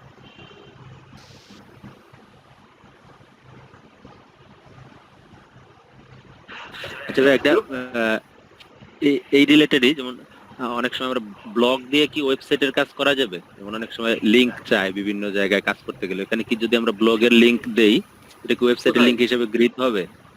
কোথায় বুঝতে পারি না। যেমন অনেক সময় ওয়েবসাইটে কাজ করতে গেলে, যেমন অ্যাফিলিয়েট বলি বা যেগুলা বলি, ওগুলো অনেক সময় সাইন ইন করতে গেলে বা বিভিন্ন ওয়েবসাইটে ওরা লিংক চাই। এখন তো ওখানে ওয়েবসাইট তো আমার নাই, যদি ব্লগের লিংক দেই ওটা কি অ্যাকসেপ্ট হবে? অ্যাকসেপ্ট হবে, হবে না। তবে মানে এটা মানে করা যাবে থিংকিংটা, আপনি একটা ব্লগ, একটা ফ্রি সাইটকে আপনি আপনার প্রোফাইলে একটা ফ্রি সাইট দিলেন আর আপনি আপনার প্রোফাইলে একটা পেড সাইট দিলেন, তাহলে কোনটা বেশি মানে বায়ার, মানে যারা এটা রিভিউ করে তারা কোনটা বেশি পছন্দ করবে? অবশ্যই পেড। পছন্দ অপছন্দের কথা, তো পছন্দ অপছন্দের কথা আছে, যে দুইটাই অ্যাকসেপ্ট করবে, কিন্তু পছন্দ অপছন্দের একটা বিষয় আছে, দুইটাই অ্যাকসেপ্ট করবে, কোনো সমস্যা নেই। জি ভাই, থ্যাংক ইউ। আপনারা এগুলো আগে থেকে জানতেন, আমি জানি যারা আছেন এখানে একটু কম জানতেন বা একটু বেশি জানতেন বা একটু ভিন্নভাবে জানতেন, কিন্তু জানতেন, সবাই জানতেন তো। জি ভাই, এগুলো আমাদের দেখা হয়েছে ভাই। সবগুলো জানতাম না, হয়তো কিছু দু একটা নতুন হতে পারে, বা আমি হয়তো বা নতুন না, আমি হয়তো বা একটু ভিন্নভাবে উপস্থাপন করছি, নতুন নাও হতে পারে।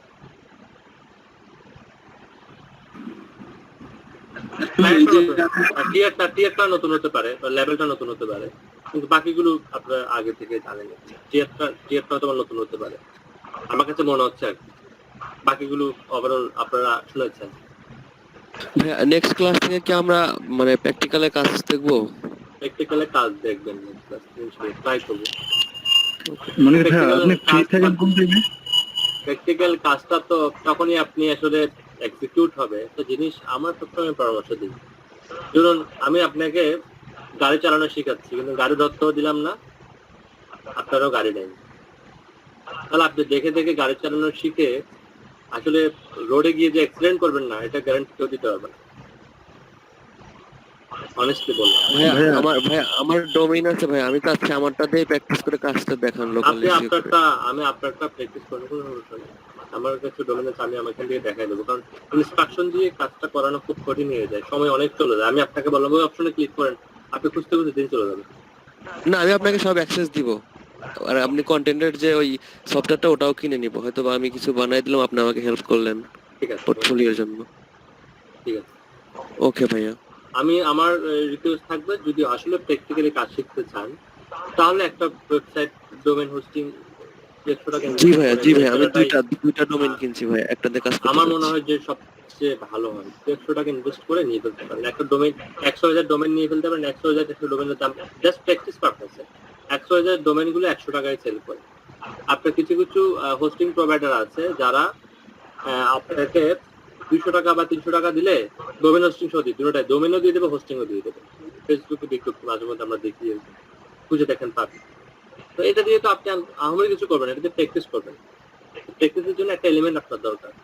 আমারটা দেখে অনেক সময় আপনার কাছে কঠিন মনে হবে, অনেক সময় আপনার কাছে সহজ মনে হবে, কিন্তু আসলে কঠিন নাকি সহজ এই বিষয়টা আপনি তখনই বুঝতে পারবেন যখন নিজে একবার প্র্যাকটিস করবেন। বুঝতে পারছেন?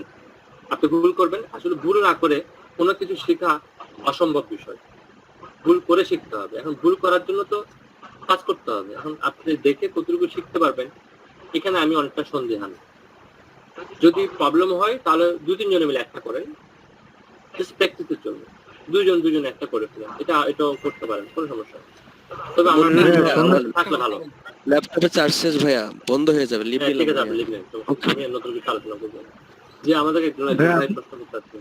ভাই ফ্রি থাকবেন কি? সন্ধ্যার পর কি আপনি কবে পাওয়া যাবে? হ্যাঁ, পাওয়া যাবে সন্ধ্যা করে, কোনো সমস্যা নেই। গতকাল তো আমাকে একজন 1টা দিকে ফোন দিতে চাইছেন, এখানে আছেন কেউ?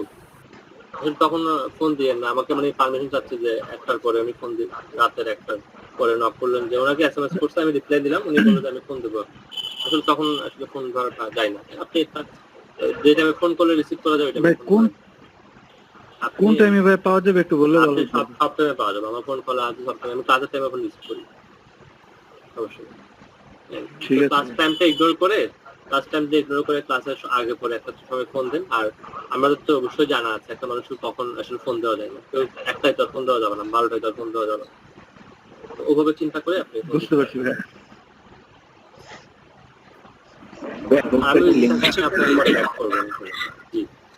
আমরা যে গেস্ট পোস্টিং গুলো করবো সেক্ষেত্রে ভাই আলাদা আলাদা সাইটের জন্য আর্টিকেল আলাদা আলাদা হইতে হবে না? একই আর্টিকেল তো দিয়ে করবো না? না, আমরা একই আর্টিকেল কেন দিব? আমরা ডিফারেন্ট আর্টিকেল ধরুন আমি 2টা গেস্ট পোস্ট করলে আমাকে 2টা ডিফারেন্ট আর্টিকেল লাগবে। একটা আর্টিকেল দিয়ে ডুপ্লিকেট হয়ে যাবে, যেকোনো একটা ডুপ্লিকেট হয়ে যাবে। জি ভাই, সেক্ষেত্রে তো আমরা যত ব্যাক লিঙ্ক করবো সেক্ষেত্রে আমাদের নতুন আর্টিকেল লাগবে। আর ভাই একটা ওয়েবসাইট ভাই অ্যাডসেন্সে অ্যাপ্রুভ করাইতে ভাই কত মাস লাগে আর কতগুলা আর্টিকেল থাকা লাগবে? অ্যাডসেন্স কিন্তু নির্দিষ্ট করে কিছু বলে না। অ্যাডসেন্স আপনি যখন কোনো একটা কন্টেন্ট দিয়ে, আমরা 10টা কন্টেন্ট দিয়ে অ্যাপ্লাই করলেন, অ্যাডসেন্স বলবে যে আপনার কাছে কন্টেন্ট কম, কিন্তু কয়টা লাগবে এটা কিন্তু কিছু বলবে না। যেমন কিছুদিন আগে আমি একটা সাইটকে অ্যাপ্রুভাল করেছি, যেটাই অসেন্টিক ফর ইউ সাইটটার নাম আমি বলে দিলাম, আপনারা দেখতে পারেন .com। তো ওখানে আমি 49টা কন্টেন্ট লিখছি, অ্যাপ্লাই করেছি, 40টা কন্টেন্ট অ্যাপ্লাই করেছি, 15টার সময় অ্যাপ্লাই করেছি, দেয়নি। যেহেতু কন্টেন্ট কোয়ালিটিটা, যেহেতু ইমেজ সাইট, এখানে কন্টেন্ট কম, পরিমাণটা কম, দেখা যাচ্ছে কি প্রতিটা আর্টিকেলের মধ্যে সর্বোচ্চ 100-150 বেশি লেখা থাকে না, তখন তারা অ্যাকসেপ্ট করে না। আবার আমি 49টার পরে আবার আমি 53টা কন্টেন্ট আপলোড করার পর যখন আবেদন করেছি, আমাকে সাথে সাথে অ্যাপ্রুভাল দিয়েছে। আসলে নির্দিষ্ট করে বলা যাবে না, এখানে আপনি যদি বড় বড় কন্টেন্ট লিখেন তাহলে 15টা কন্টেন্ট লিখলে হয়ে যাবে আশা করি। তো এটার কোনো নির্দিষ্ট রুলস নাই যে আসলে কতটা কন্টেন্ট লিখতে পারেন। আপনি আবার বলতে পারেন যে কতদিনে আমি এটা অ্যাড পেতে পারি। আপনি যদি 15 দিন পরেও চান, 15 দিন পরে অ্যাড পাওয়া সম্ভব। যদি আপনার কন্টেন্টের মান ভালো হয়, আপনার ওয়েবসাইট যদি কিছু ব্যাকলিং করা থাকে, হালকা পাতলা কিছু ট্রাফিক আসে, 15-20টা 30টা ট্রাফিক আসে পার-ডে, আপনি অ্যাডসেন্স নিতে পারবেন, কোনো সমস্যা হবে না। জি ভাই, কারণ ভাই প্রথম দিকে তো আমাদের ওয়েবসাইট প্রথম দিকে র্যাঙ্ক করবে না, সেক্ষেত্রে তো আমাদের সোশ্যাল মিডিয়া বা অন্য সাইট থেকেই ট্রাফিক আনতে হবে। আমারটাতে ট্রাফিক ছিল, যে সেটটার কথা বলছি ওই সেটটাতে ট্রাফিক ছিল 13 থেকে 14 পার ডে। 13-14টাতেই আমি অ্যাক্সেস পেয়ে গেছি। এখন পার ডে ট্রাফিক মান্থলি দেখা গেলে পার ডে ট্রাফিক দেখা যাচ্ছে আপনার 26 থেকে 40টা ট্রাফিক আসে পার। আমি আসলে কাজ করার সুযোগ পাচ্ছি না, 26 থেকে 40 ট্রাফিকই এনাফ। মানে এটাতে 7টা চল রানিং আছে আর কি, ওইটার এখনো পুরোপুরি এসইউ ধরা হয়নি, করা হয়নি, এসইউ ছাড়া আছে যে শুধুমাত্র কন্টেন্টের উপর অন পেজের উপর বেস করে ট্রাফিক আছে, এটা টোটালি কোনো ইয়ে করা হয়নি, টেস্ট করা হয়নি।